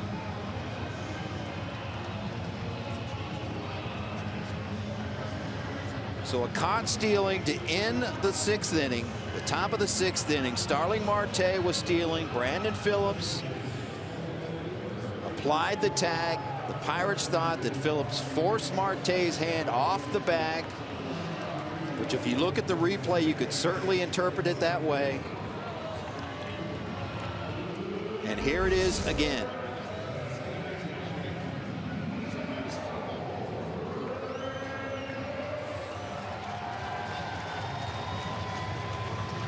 This is Hurdle during the commercial break, talking to Jeff Kellogg, and then got his money's worth and went out to talk to second base umpire Alan Porter. I mean, you might as well be talking to a telephone pole if you're Clint Hurdle. He told his team, don't go on the field until I get done talking to the umpires. But the umpires on the field have no say at this point. You have gone back to New York. They render the decision. So did Marte got tossed also? I'm thinking that Marte got tossed because Sean Rodriguez is now in left field and Josh Harrison is at second base batting 4th. So Marte apparently has also been tossed from this game. What a costly play for the Pirates. Not only losing a runner in scoring position, losing their manager for the rest of the game, and Starling Marte, their cleanup hitter, apparently tossed as well. Well, we said it was going to get interesting, and it continues to be interesting. And here's the man that was part of the drama. Brandon Phillips will lead it off in the bottom of the 6th for Cincinnati. Juan Nicasio still on the hill and has been pretty efficient. 61 pitches so far. Sky ball into left field, and Rodriguez has it for 1 out.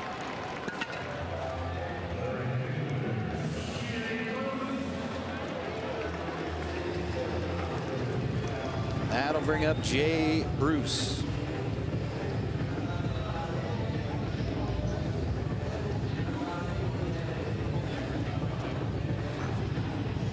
And indeed, just making the official announcement that Marte was indeed tossed from this game as well.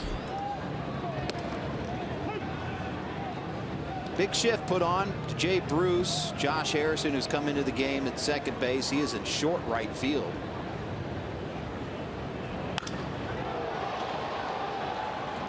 Fly ball left center field. McCutcheon, 2 down.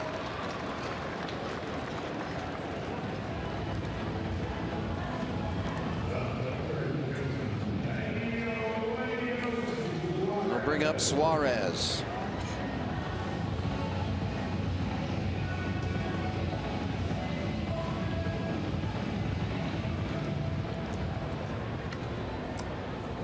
So those tippers, or at least frustration, pretty high right now in that Pirates dugout. Still a long way to go in this one. Those 2 ejections were the first ejections of the season for Pittsburgh.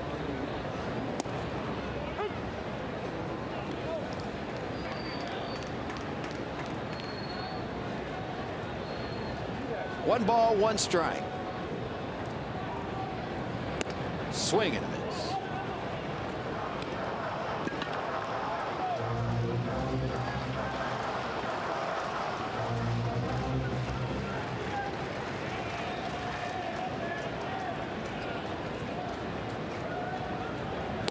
Swing and a miss again. And a 1-2-3 inning for Nicasio. Strikeout number 5 of the game.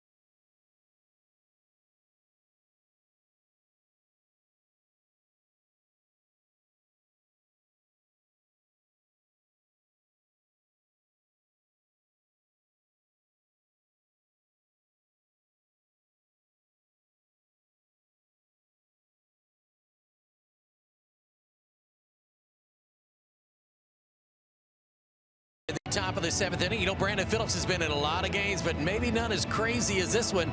Tonight's Steel Power Tool Performer, Reds all-time games played. Of course, Pete Rose leads that list, 2,722 games. But with tonight's start, Brandon Phillips passes the great Frank Robinson, number 7. And check out those names: Rose, Concepcion, Larkin, Bench, Perez, Vada Benson, and now Brandon Phillips with 1,503 games played. Our Steel Power Tool Performer, Brandon Phillips. Guys, that's a who's who list right there. Man, Vada Benson on that list. You know, in my mind, one of the most underrated Reds of all time. What an outfield they had in the late 50s.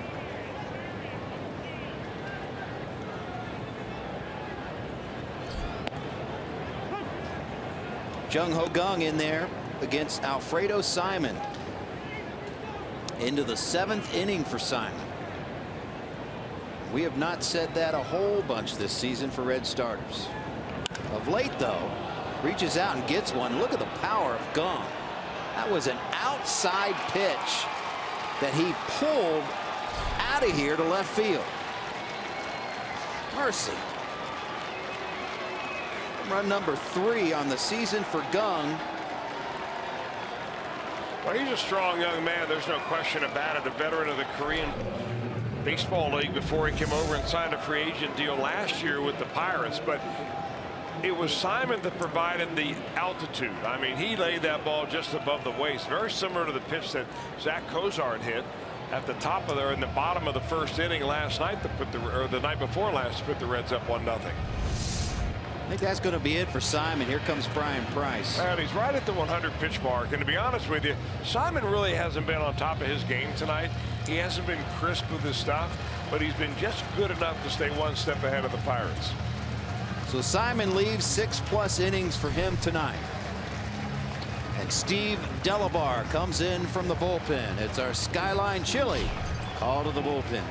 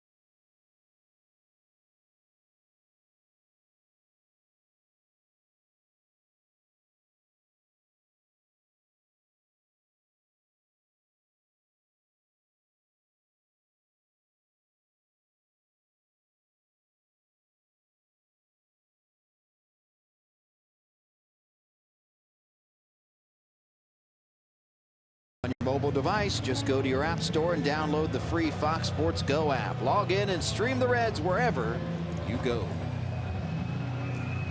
Alfredo Simon's night is done. 6+ innings, 3 hits. Interesting enough, all 3 hits, home runs. Solo variety, 3 earned runs, a couple of walks, 3 strikeouts. Here's Steve Delabar.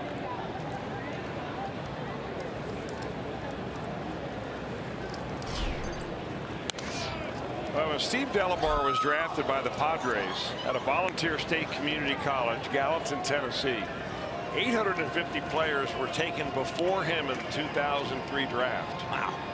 29th round draft pick in the major leagues, and He has been a survivor along the way. The story is really unbelievable. The Fort Knox, Kentucky native. And that story you touched upon last time he pitched a little bit, where he went on that strengthening program, where he was out of baseball, basically, as far as professional baseball goes as a player, and noticed that his arm was getting stronger. Tom House had that program, who now works with NFL quarterbacks, including Bengals quarterback Andy Dalton.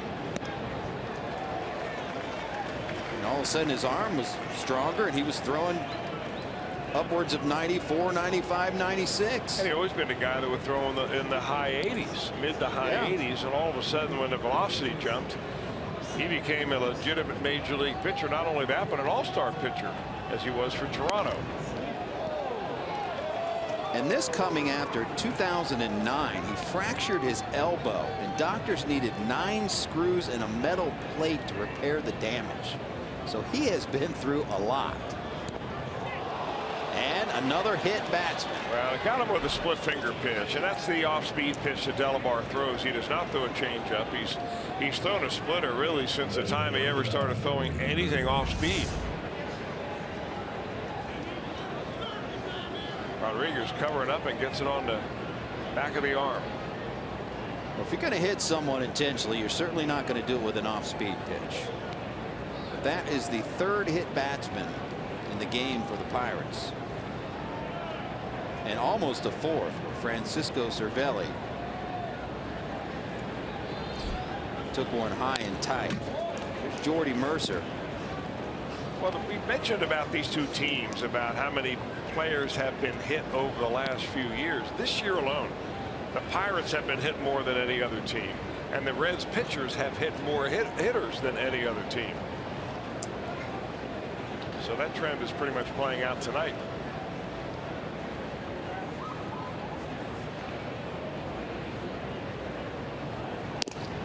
Throw down to first. Just back is Rodriguez. Tucker Barnhart, one of the better catchers in the league for what they refer to as a back pick. Woo! Oh man, they might look at this one. Oh, Brian Price got to the steps, came back down. Man, I'm telling you what, it looked like he lifted his finger up before it got there. Too late now. Now they have missed their opportunity once. Look at that.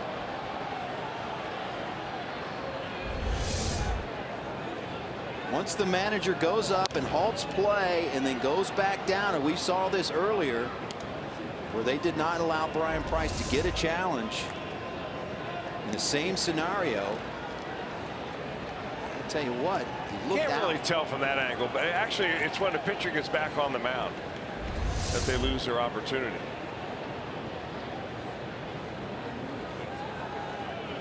One and two, the count to Jordy Mercer. Not on the mound, but actually toes the rubber in an effort to be able to put the ball back in play. So of course that's one more thing that teams have to coach their players to do, especially pitchers. Don't be in a hurry to make that next delivery. Yeah. If we're taking a look at something that we may want to ask for a review. See how this plays out. Pretty sizable lead for Rodriguez. 2-2 pitch in tight. Did he go? No.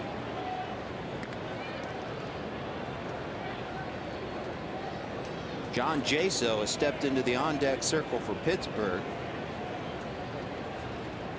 It appears Juan Nicasio's night will be done.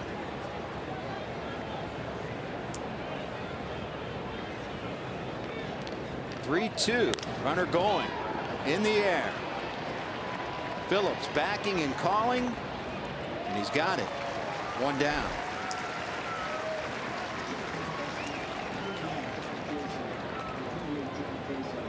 So here's the lefty John Jaso, who's the normal starting first baseman for the Pirates and has been their leadoff hitter. 291 average, 3 long balls, 12 RBIs, 29 games.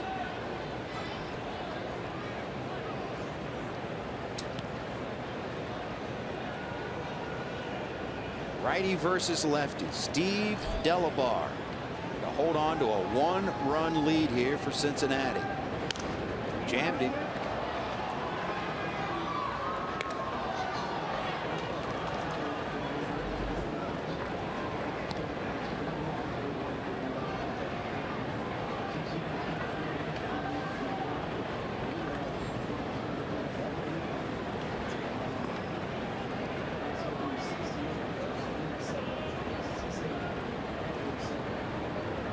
One pitch to Jaso outside.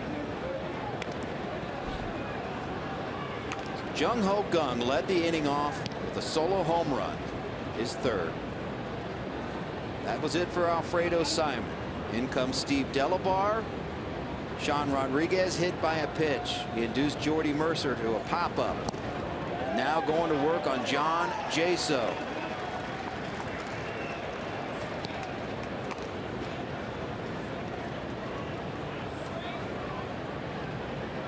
One and two the count.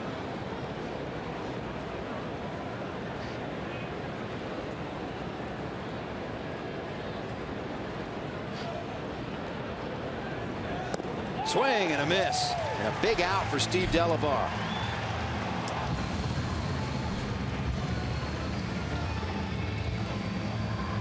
Here's a splitter again, and it is a big out right here. I mean, he's got very long fingers, Delabar does, and he can very easily stick that ball in between his index and his middle finger and throws it like a fastball. Goes to the plate, dives big time down and away, and he gets a strikeout of a guy that is not easy to strike out, John Jaso. One of the hardest to fan in all of baseball, John Jaso. Now David Freese, who has one of the 3 solo home runs for the Pirates. Homered his last time up.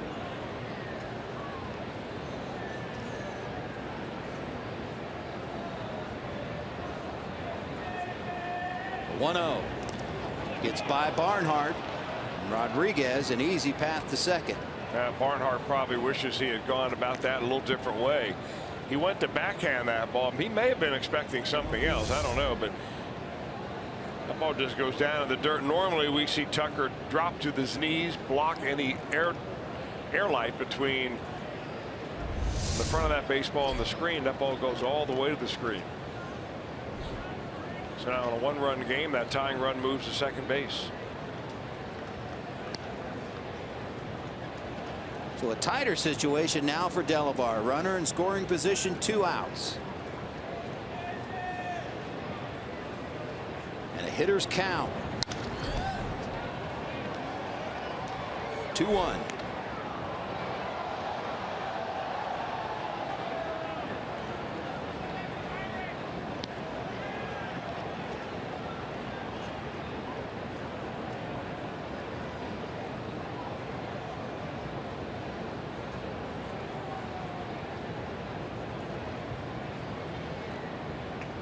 Two-one pitch. 2-2.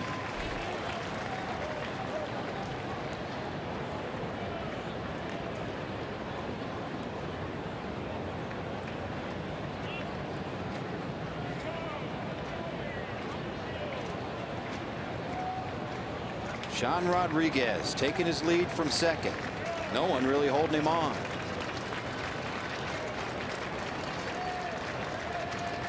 It's playing Freese pretty much straight up. Swing and a miss.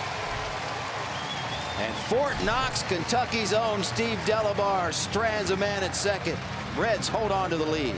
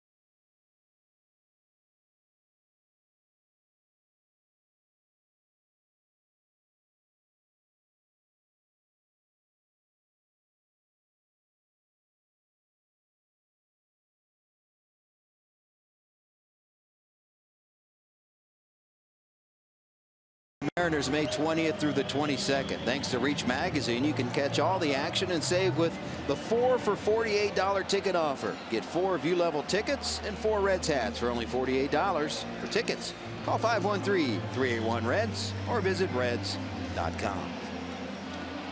Nick Lachey, pride of Cincinnati, in the crowd with wife Vanessa. Living large down there in the Diamond Club. How about a little selfie action? Cheese, smile. I bet you that one's going on Twitter about right now. Nick Lachey loves his Reds. Spends a lot more time nowadays back in his home city. Jared Hughes has come on to relieve Juan Nicasio for the Pirates. Nicasio 6 innings, 4 hits, 4 earned runs, didn't walk a batter, struck out 5. Adam Duvall fouls it back out of play. Hughes is a big guy, young man that was drafted, signed, and then brought up through the Pittsburgh Pirates organization. Now 30 years old. Not really pitched all that much. He's only been in 4 games. 1-2 pitch inside. He allowed a run on 2 hits and an inning of work on Saturday. And overall has been scored upon in 3 of his last 4 appearances this season. And as many woes as the Reds have had out of their bullpen. Oh, hit by a pitch.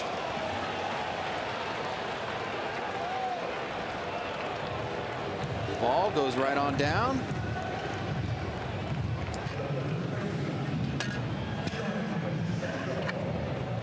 Second Red that's been hit.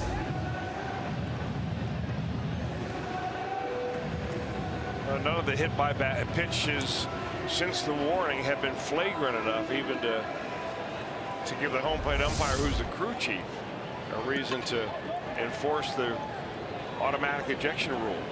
5th hit batter overall in this game.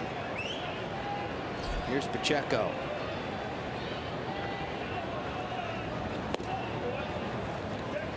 Pacheco struck out twice in both of his plate appearances tonight.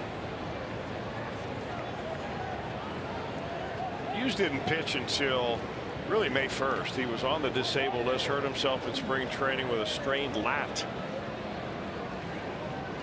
At the beginning of the year, they expected him to be a big part of this Pirate bullpen. The 1-0. Dribbler goes foul.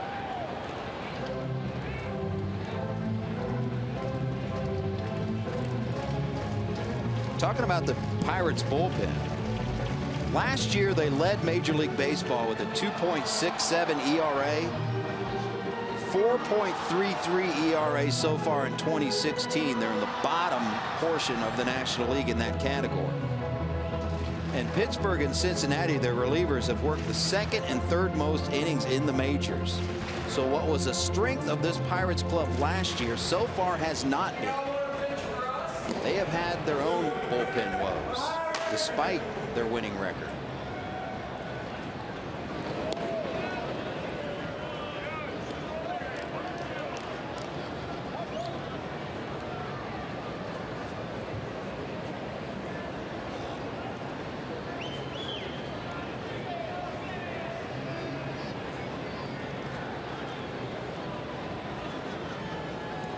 Reds could use some insurance here. There goes the runner. Pitch out.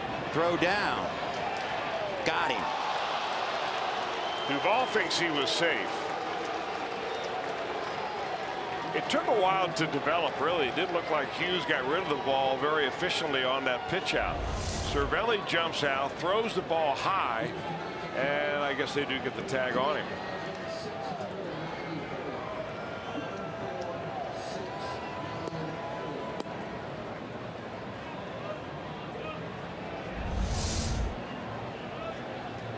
So Duvall caught stealing at second, and the Reds are going to look at this.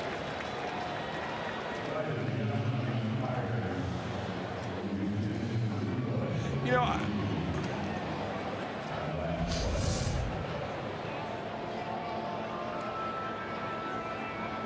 now the question is, at what time did he actually make contact with his glove against the body of Adam Duvall?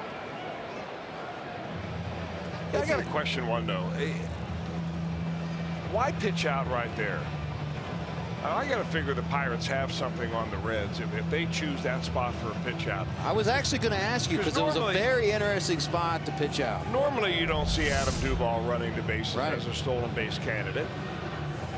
And it's maybe that he gave something away, or they've been studying the signs coming out of the dugout, or from the third base coach Billy Hatcher. But anytime you see a team pitch out seemingly out of nowhere, it makes you scratch your head and wonder what do they got on you. Well, it really does, particularly how much video they now look at, how they've got an army of people that are looking at analytics and statistics. And there are teams that have guys that do nothing but look at pitcher tendencies, trying to tip pitches or stealing signs. And these are people that scored perfect on the SAT. Yes. Which is not fair. Which would eliminate us. Oh, completely. This is what they're looking at. Did he get him on the way down is a question. And I'm wondering if they got him just on the sleeve on the way down, because if he missed him on the way down, I don't think he got the tag on Duvall before Duvall got his foot on the bag. And we've both been in that replay room in New York, which was fascinating, by the way. I'm so glad we went last year. They have the ability to blow this up and look at the ripple, if you will, in a guy's uniform. Yeah. They take it down to that degree to see if that glove moves the uniform at all, or a hit by pitch, if the pitch grazed the uniform.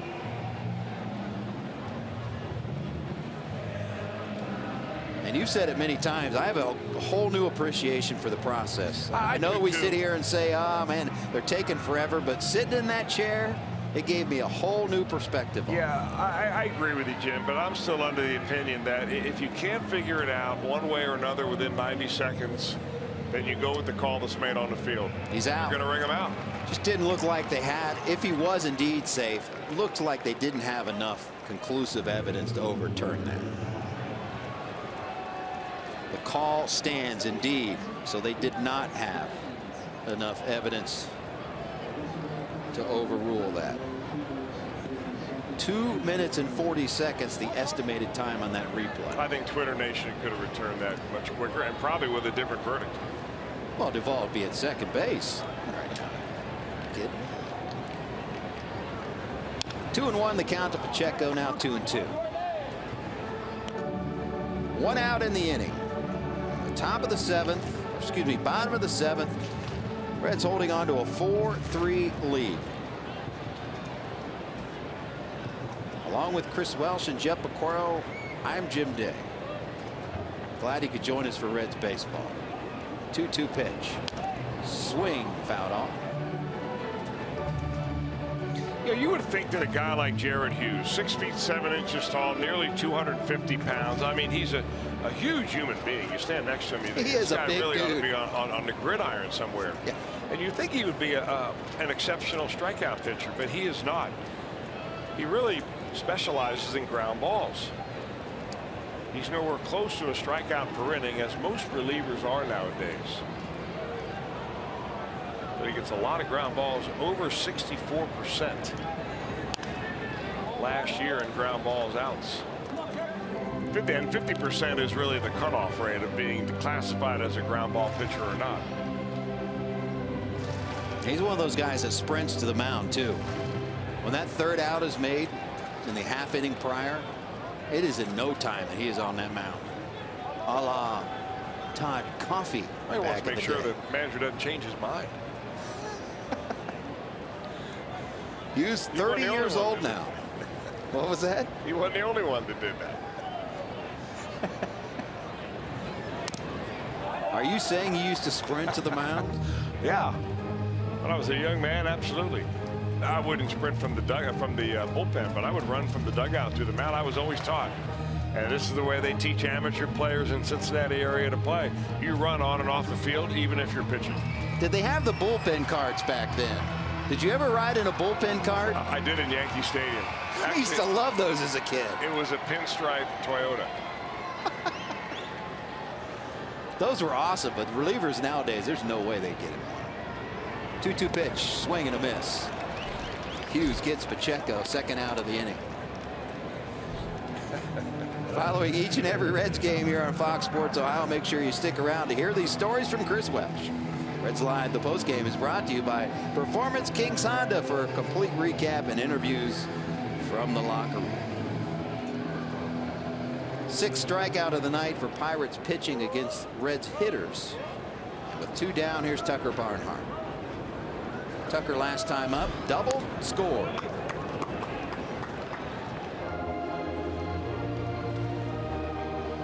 And stepping into the on-deck circle, one Joey Votto. First time he's had a day off, at least from the starting lineup this season. He's played nearly every inning.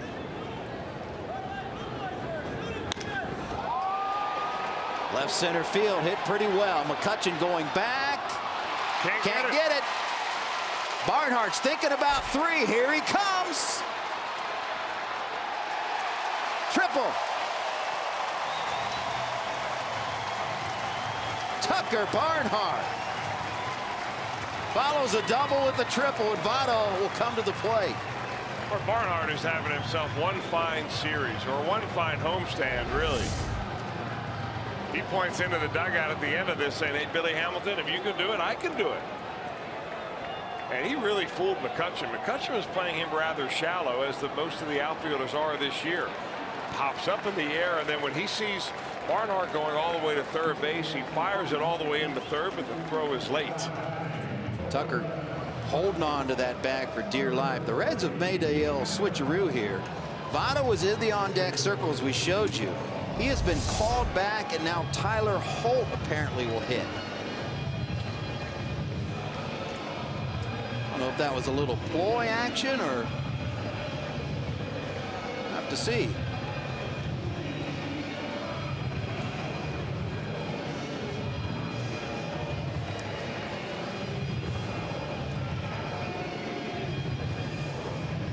Well, you know, you might be thinking at home, well, why wouldn't you do that? Why wouldn't you want Joey Votto up here with 2 outs and a runner at third base? You need an extra run for an insurance run. And the answer that Brian Price might give is, well, you know, the Pirates could very easily intentionally walk Joey Votto in this situation. Yeah. But if you do that, you've got to pitch to the #1 hitter, Zach Cozart. Over on the night, but still the hottest and best Reds hitter so far this season. Sometimes managers don't like to use their big gun off the bench in a situation where the other team can simply nullify the move.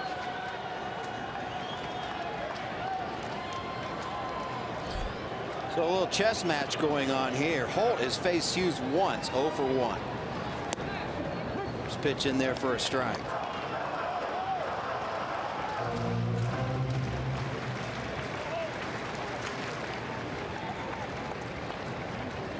Holt got the start in right on Monday night. Had that perfect bunt single. Was 1 for 3 in that game. Swing and a miss, and he's behind 0-2.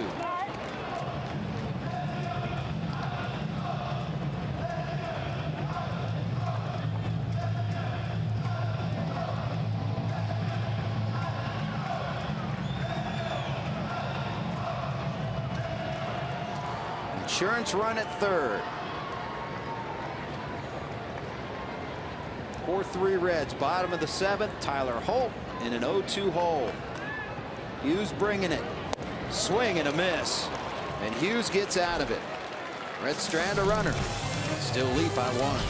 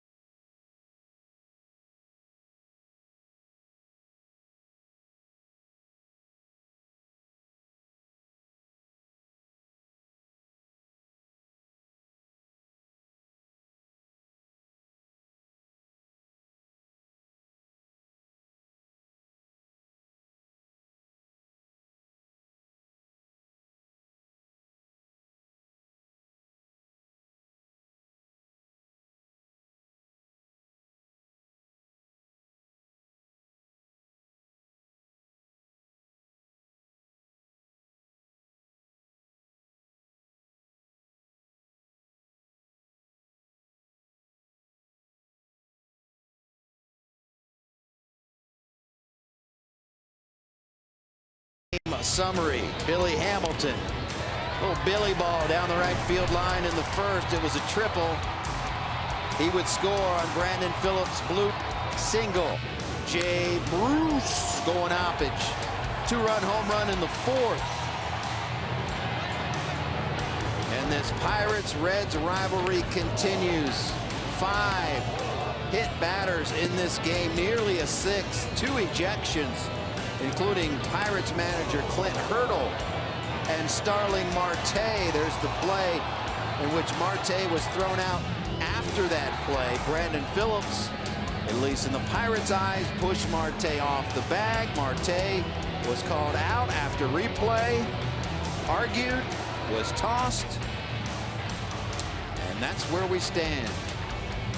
4-3 game. Yeah, I was rather impressed during the whole confrontation between Clint Hurdle and the home plate umpire Jeff Kellogg. Kellogg really kept his cool. He did. I mean, that guy could be a hostage negotiator. I mean, he just tried to diffuse Clint Hurdle, who probably thought he had a real reason for arguing that and didn't get excited. And when it was all over, Clint hit the showers and Kellogg goes behind the plate. On the mound, Tony Cingrani. Well, Cingrani has a tough task because he's facing the middle of the order. Or at least when McCutchen's involved, I don't care where he hits, call it the middle. He's hitting second. But McCutchen, Polanco, but now Josh Harrison in the 4 spot, taking the place of the ejected Starling Marte. Swing and a miss. Down goes McCutchen. That is the bread and butter pitch for Tony Cingrani, and you could see Barnhart calling for it ahead of time. He's standing up behind the plate saying, I want it right here, just above the strike zone. That's a hard pitch to lay off, even a harder pitch to hit. A lot of pitchers scared to go upstairs. Well, because they don't practice it. And that is the spot where Tony Cingrani, when he broke into the major leagues and did such a great job as the Reds as a starter, that's where he lived. Here's Polanco, that one high and tight.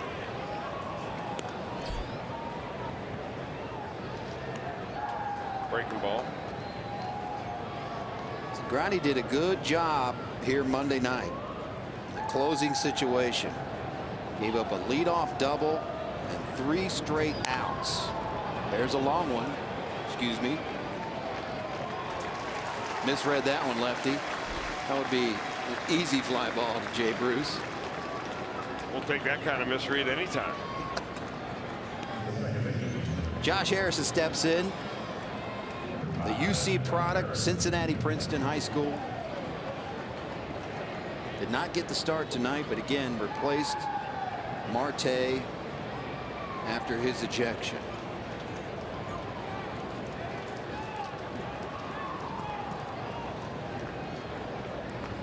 Harrison was 0 for 4 here Monday night.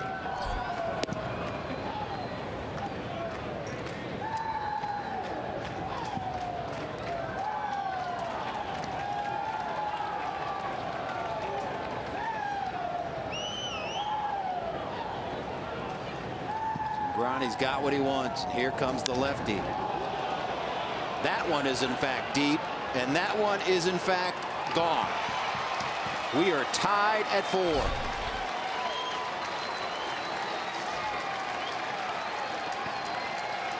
So the Reds bullpen, after not giving up a run on Monday night, gives up the lead here in the 8th tonight. I'll tell you, there was something about, there's his personal cheering section, and he deserves it too, but there is something about Josh Harrison doing heroics against his hometown team. When he comes back wearing a Pirates uniform, one way or another, this guy is always in the middle of it.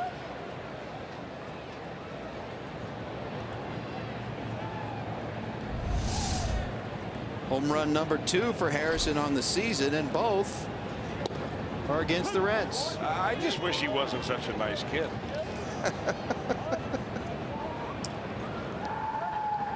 It'd make him a lot easier to and his dislike. family's terrific too. Absolutely.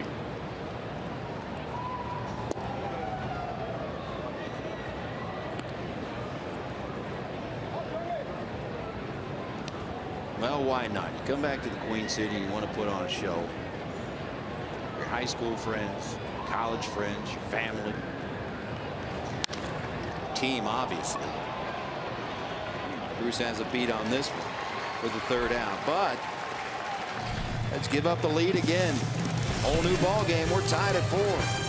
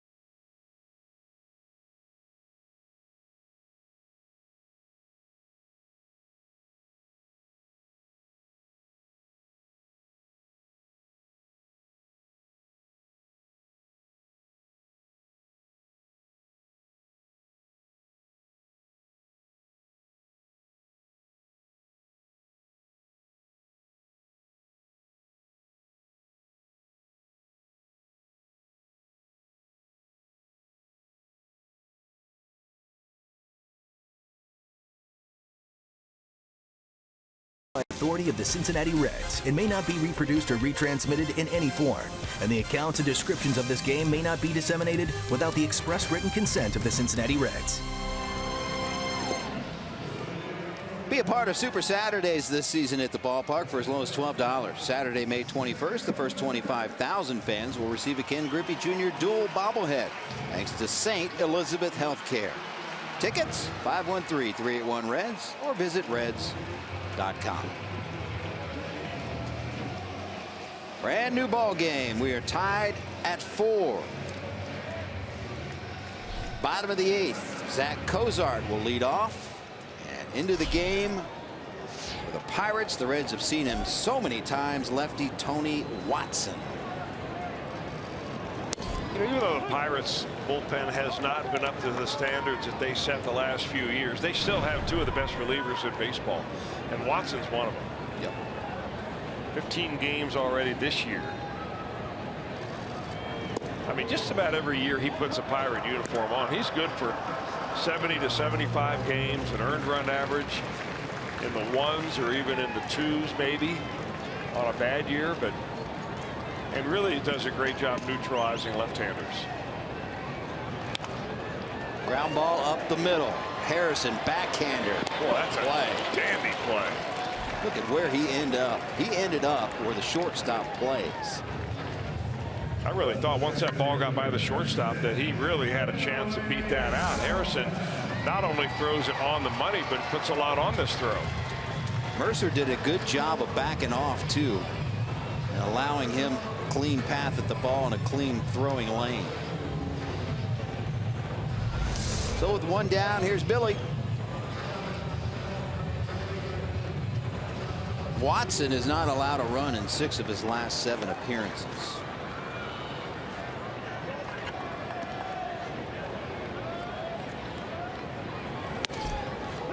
Billy gets the bat from that preferred right-hand side against the lefty. You know, the one thing about Watson this year, and it's a small sample size, but he's given up 3 home runs. That is as many as he gave up all last year. Big cut. Really thinking about going deep with that swing. Watson ahead 0-2.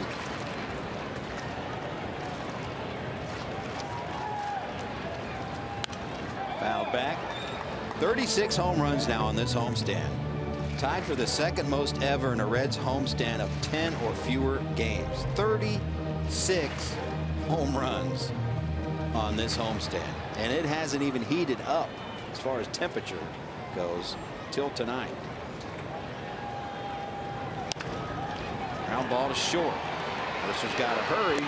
Got it. 2 down.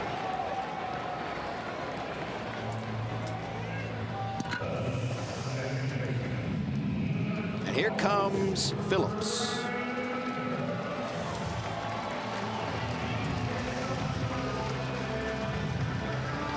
Those 5-hit batters in this game matches the most ever in a Reds game. Ever. But it's been done 7 times, including these 2 teams back in 2013.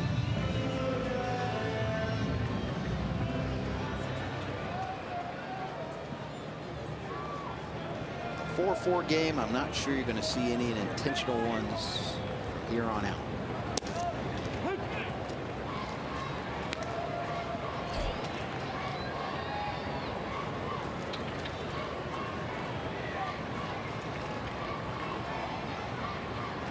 One pitch to Phillips. 0-2.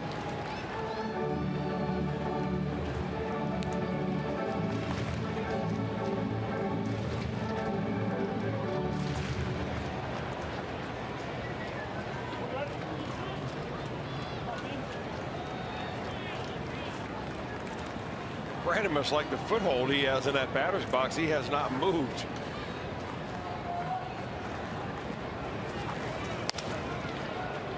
Stays alive. Phillips just a 125 hitter in his career against Watson. 2 for 16.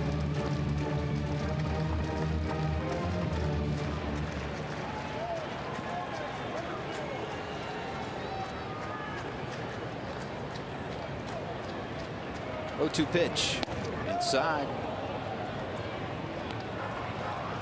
Well, nobody hits Tony Watson. I mean, his batting average against every year is right around 200.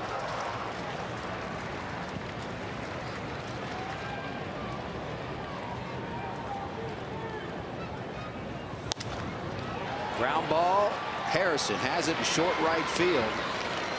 And a 1-2-3 frame for Watson. 4-4 game.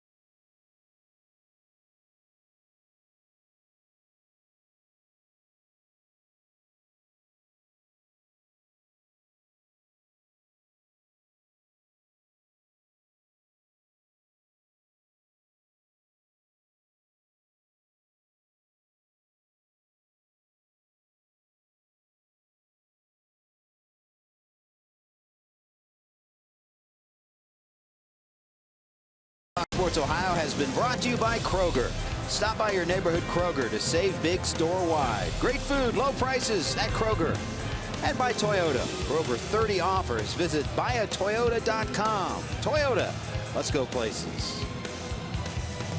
Get ready for Reds action 30 minutes before every game with all the info you need for that day or night's game. Reds Live on Fox Sports Ohio. It's brought to you by Ray St. Clair Roofing. On to the 9th we go, tied at 4. And the Reds have handed the ball to Ross Ohlendorf. Well, Brian Price has pretty much identified Tony Cingrani and Ross Ollendorf as his back two pitchers in a ball game. Now, he is not committed to using them in certain innings, so it's not like Cingrani nor Ollendorf has nailed down the closer spot. Of course, in a tie ball game, there is no save right now. But Cingrani pitches the 8th, gives up a run, and now Ollendorf in for the 16th time. Ollendorf has been that action pitcher. There seems to be always a decision happening, whether it be good or bad, when he gets in the game.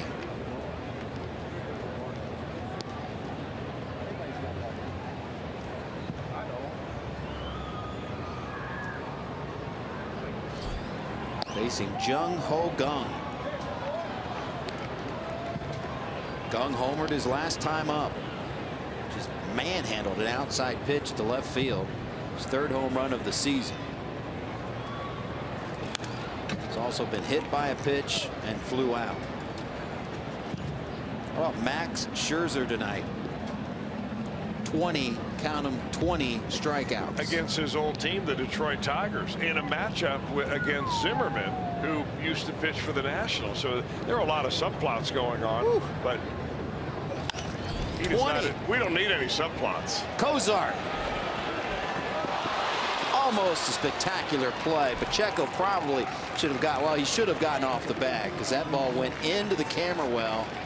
And now the runner is in scoring position. You got to think ahead of time, you know, and Jordan Pacheco plays all around the infield. He can play some catcher, and he's not an everyday first baseman. But this play right here, you cannot allow that runner to get to second base in a tie ball game in the 9th inning. I mean, if he's at first base, there's a chance the Pirates would have to use an out to sacrifice him to second. Now they can use an out if they wanted to sacrifice him to third. And there's so many ways to score from third, you can't score from second.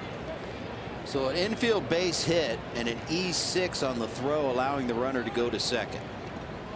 So with the go-ahead run at second, Sean Rodriguez digs in against Ollendorf. Squares around the bunt, lays it down. Boy, Ollendorf had a chance at third, didn't even look that way.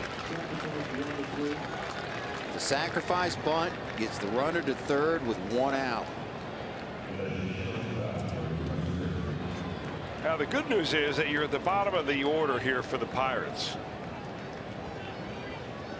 Although the guy stepping to the plate right now, you may not believe this, but has the 3rd longest home run in the major leagues this year, behind Giancarlo Stanton and Hanley Ramirez. Number 3 is Jordy Mercer. Like 455, something like that? 466. Woohoo! See what Ollendorf's got.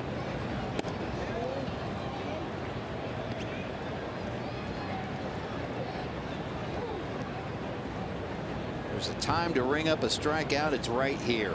Infield in.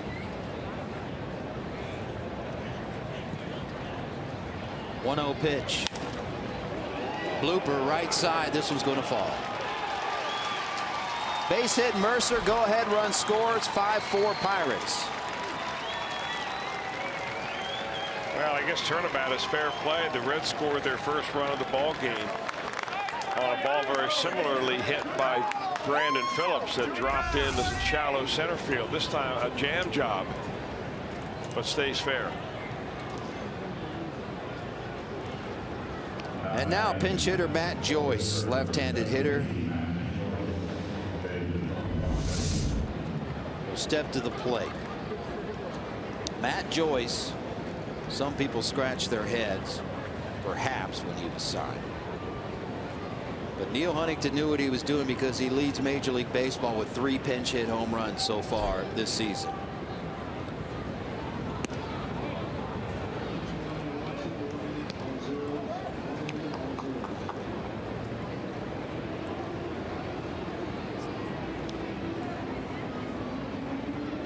Five hits, tied for first. 3 home runs first, 8 runs driven in first.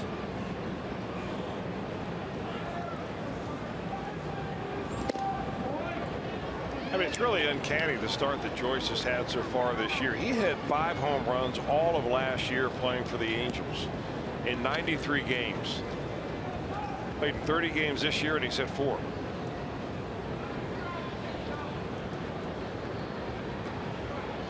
2-0 count.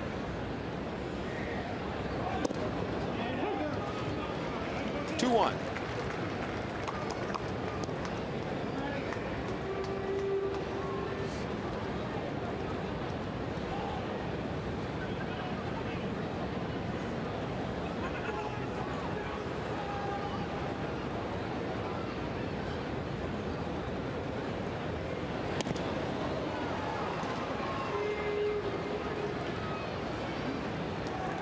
You're looking ahead to the Reds' half of the 9th inning. Due up are Bruce, Suarez, and Duvall. 4, 5, and 6. The Reds still have Joey Votto in their back pocket.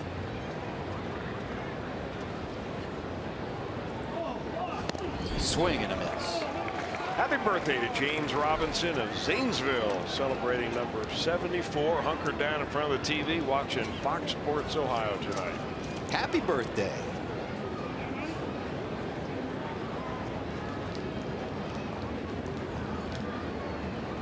Two balls, two strikes to Matt Joyce. Do it again.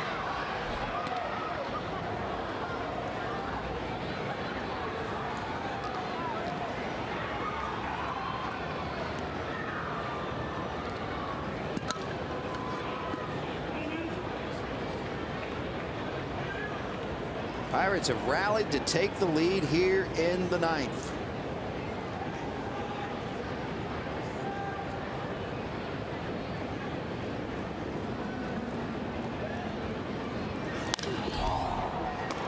Fly ball left field.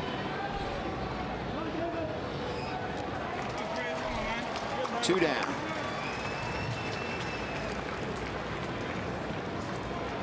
Back to the top of the order, David Freese. Pirates have hit 4 home runs tonight.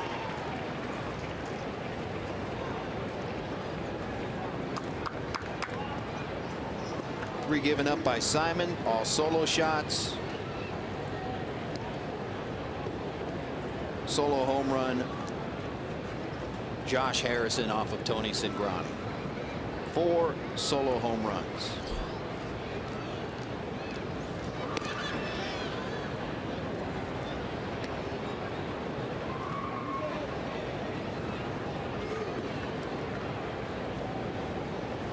Boy, that air and that ball that went into the camera well come up so big in this inning.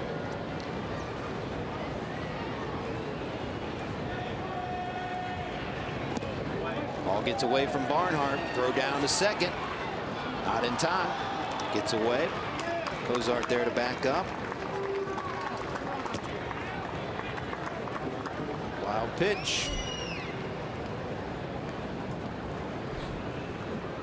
So the Pirates with another runner in scoring position.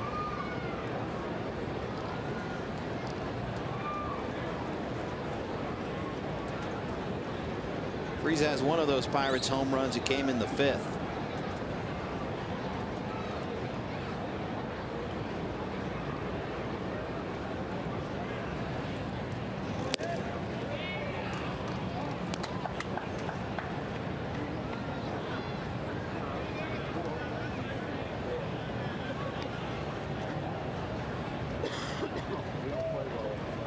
Base open, but a dangerous count here, 2-0.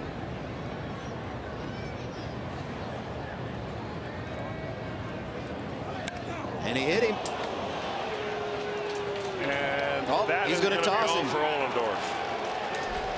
Both benches have been warned prior. That is the 6th hit batsman in the game. Brian Price will come out for a discussion, but Ross Ollendorf has been tossed out of this game. And by rule, Brian Price will be gone too. You know, that's the first subsequent hit by pitch that we've seen tonight. What have we got? 7 of them in the ball game, 6 in the ball game tonight. That's the first one we've seen that was done with a fastball that really came in off the plate.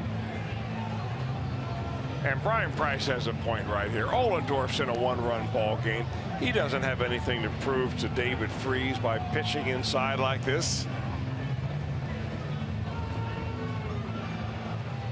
But I think once the call has been made, the call has been made. Brian can argue until the sun comes up, and it's not going to make any difference at this point. Not even in that far inside. It certainly sounded loud. Ooh. That hurts.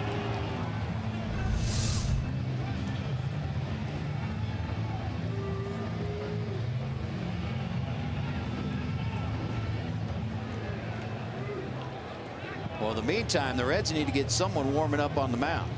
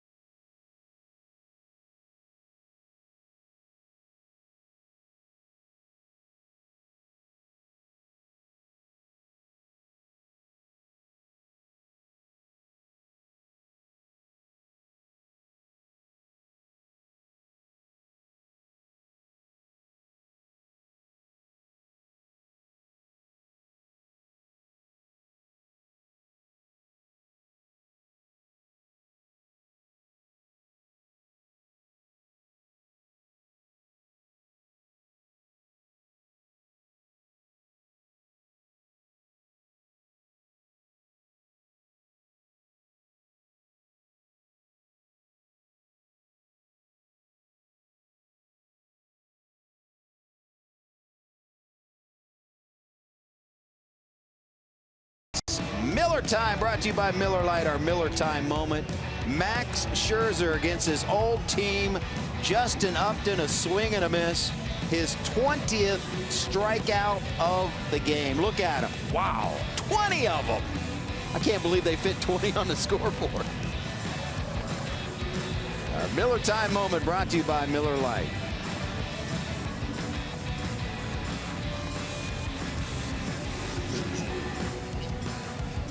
And in that game, Max Scherzer threw 96 strikes, only 23 balls.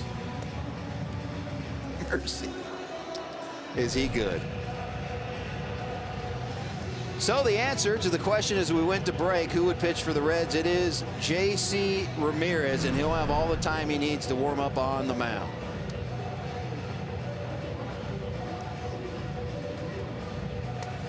Ross Ohlendorf tossed from this game after hitting David Freese with the 6th hit batter of this game, and there was nearly 7.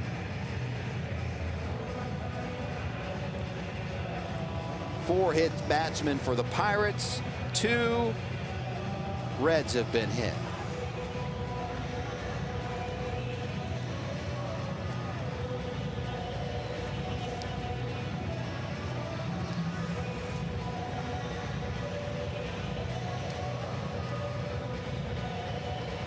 So we'll see if Ramirez can duplicate what he did here on Monday night. He threw a perfect 7th inning to preserve a 2-2 tie, and then got his first win as a Red and 2nd career victory after Tucker Barnhart homered in the bottom half of that inning. Yeah, I must be wrong about the rule. I thought once a warning was issued to both benches that if a violation occurred, that the pitcher and the manager are ejected from the game, and that comes under rules of interest in 8.02. But Brian Price still in the dugout down there, so either I've got the rule wrong or they haven't noticed. Well, he's still hunkered down in his spot in the dugout.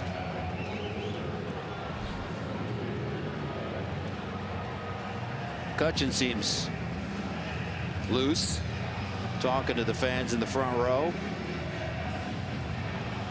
Well, you still want to keep this runner from at second base from scoring in this ball game. Right now, you got a one-run game,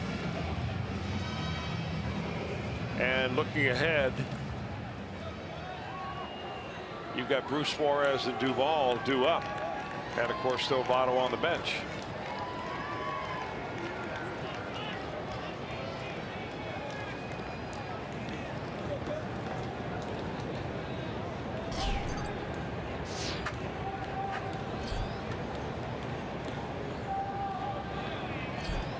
All right, 5-4 game, top of the ninth. Runner on first and second, 2 outs. J.C. Ramirez now into the game for Cincinnati with the toughest out in the lineup in Andrew McCutchen. At least historically, the toughest out in the lineup.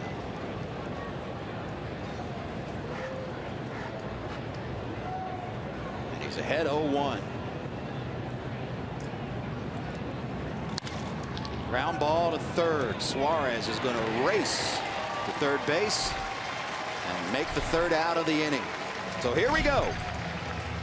Bruce, Suarez, and Duvall. Reds need at least one.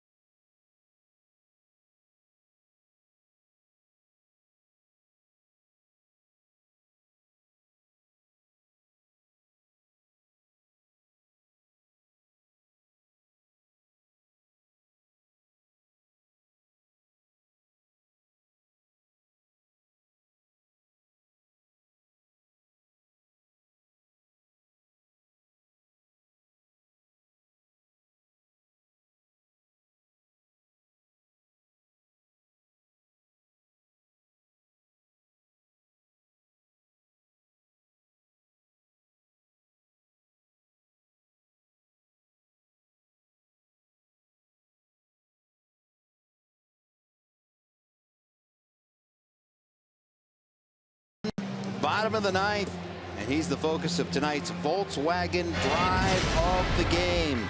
In the fifth, runner aboard. Opposite field, we don't see it much out of Jay. With this one gone. 2-run shot. Our Volkswagen drive of the game. Lefty, you were right. Brian Price has left the dugout. Well, in between innings, Jeff Kellogg, the home plate, and the crew chief came over and said something to Brian Price. And at that point, Brian gave all of his paperwork to Jim Riggleman and proceeded to go on up the runway. So he got a half an inning longer than he really legally was supposed to get. But the Reds are down by 1. None of that matters in the ball game. They need to get a run to tie this game up. So Riggleman will run the ship, at least here in the bottom of the ninth, and perhaps longer. The Reds can at least get a run. Jay Bruce against Mark Melancon, the closer for the Pirates. First pitch, a ball. Jay Bruce 5 for 10 in his career against Melancon. Double, a walk, 2 strikeouts.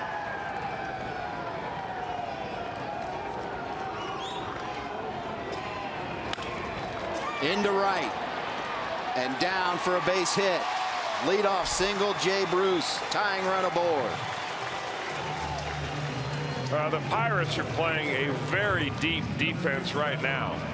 And they may even get deeper now with Bruce at first base. This ball hit, and I don't think anybody's going to catch it even in normal depth. But that ball falls in front of Gregory Polanco in right field, who's hugging the warning track. They're trying to stay away from doubles. They don't want that tying run to get to second base.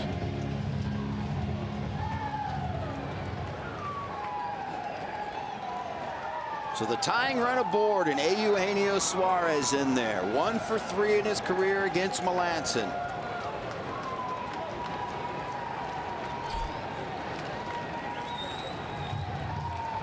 First pitch in the air right. Polanco drifting towards the line and has enough room.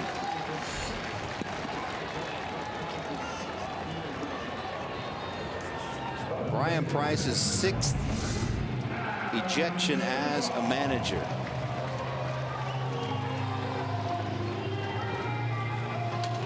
Nice play by Polanco, hugging the line, guarding himself against that padded wall. So with 1 down, here's Adam Duvall. It's grounded out, flew out, hit by a pitch. 1 career at bat against Melanson, 0 for 1. 1-0. And we talked about Joey Votto being in the Reds' back pocket. He's on the on-deck circle.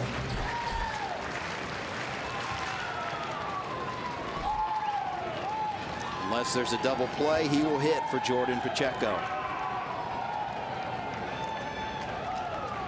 1-0 pitch. Fly ball right. Polanco's got it again, 2 down. So the last hope will indeed be Joey Votto. The crowd just now recognizing the number 19 strolling to the plate.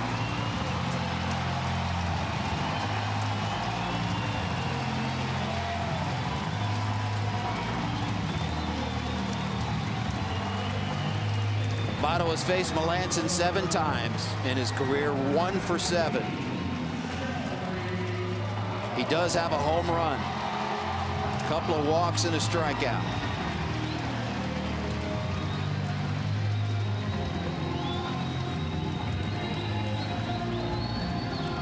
So here we go. Reds' best hitter against the Pirates' closer. Tying run aboard.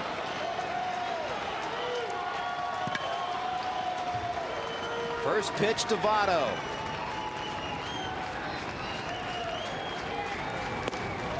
Upstairs. What Mark Melanson likes to do to every hitter is pitch to the first base side of home plate, his glove side, with a cut fastball that just looks like a regular fastball. About halfway to the plate, it darts right inside to a lefty.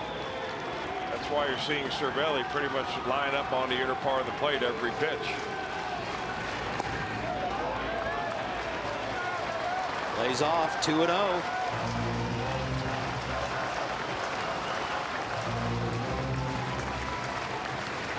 Tucker Barnhart on deck.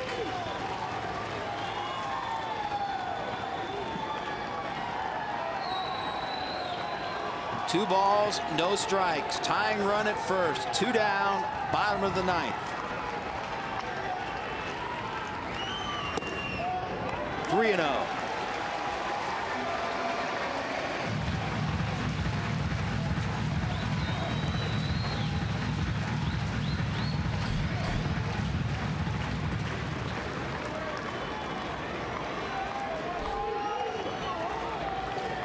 Votto digs in.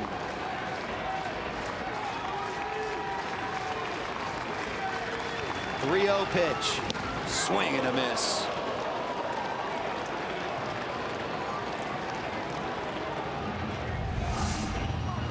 Not getting cheated.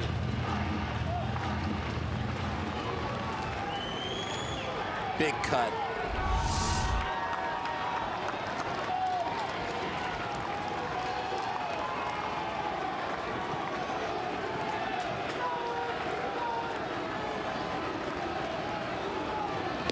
Swing and a miss. Strike 2.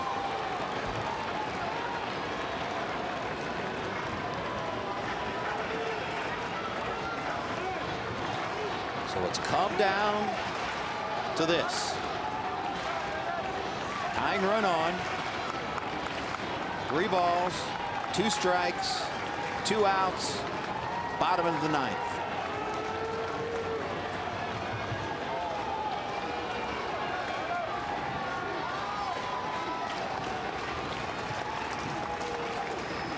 Votto choking up.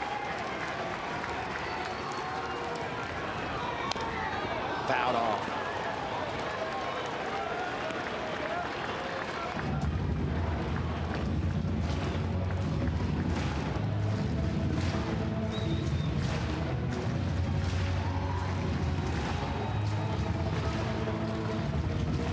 Cervelli wants to talk it over with Melancon.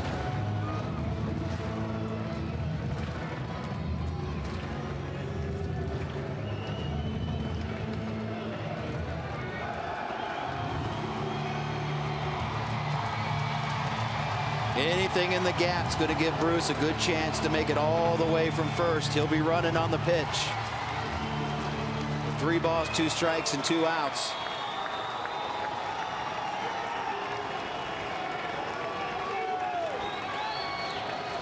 Votto choking up even more. Payoff pitch on the way. Walked him. Tying run in scoring position for Tucker Barnhart.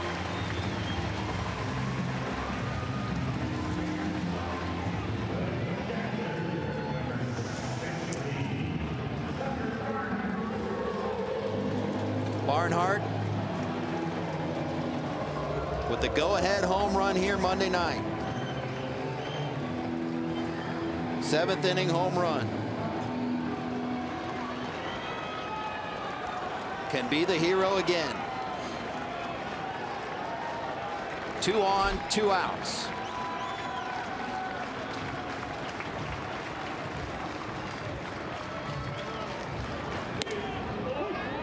In there for a strike.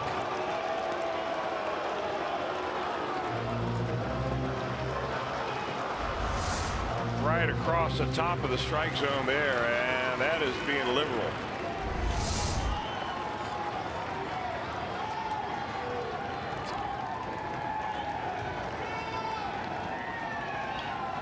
The 0-1 swing and a miss. Tucker in a hole 0-2.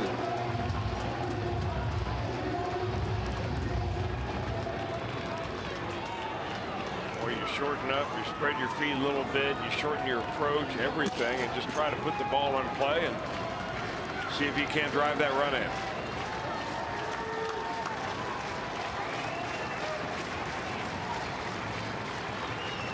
Oh-2 from Melancon. Fouled off.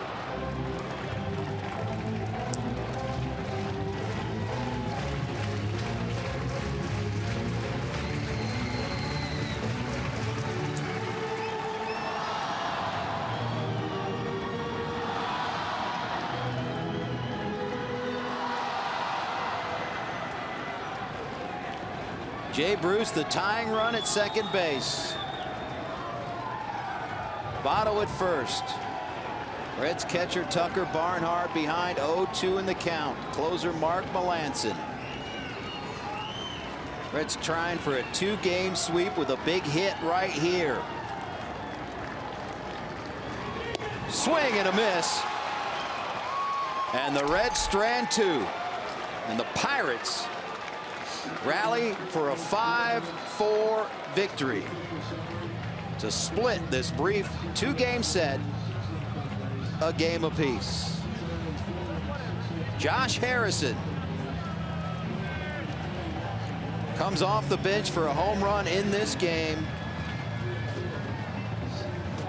The Pirates in the 9th taking advantage of an error committed by Cincinnati.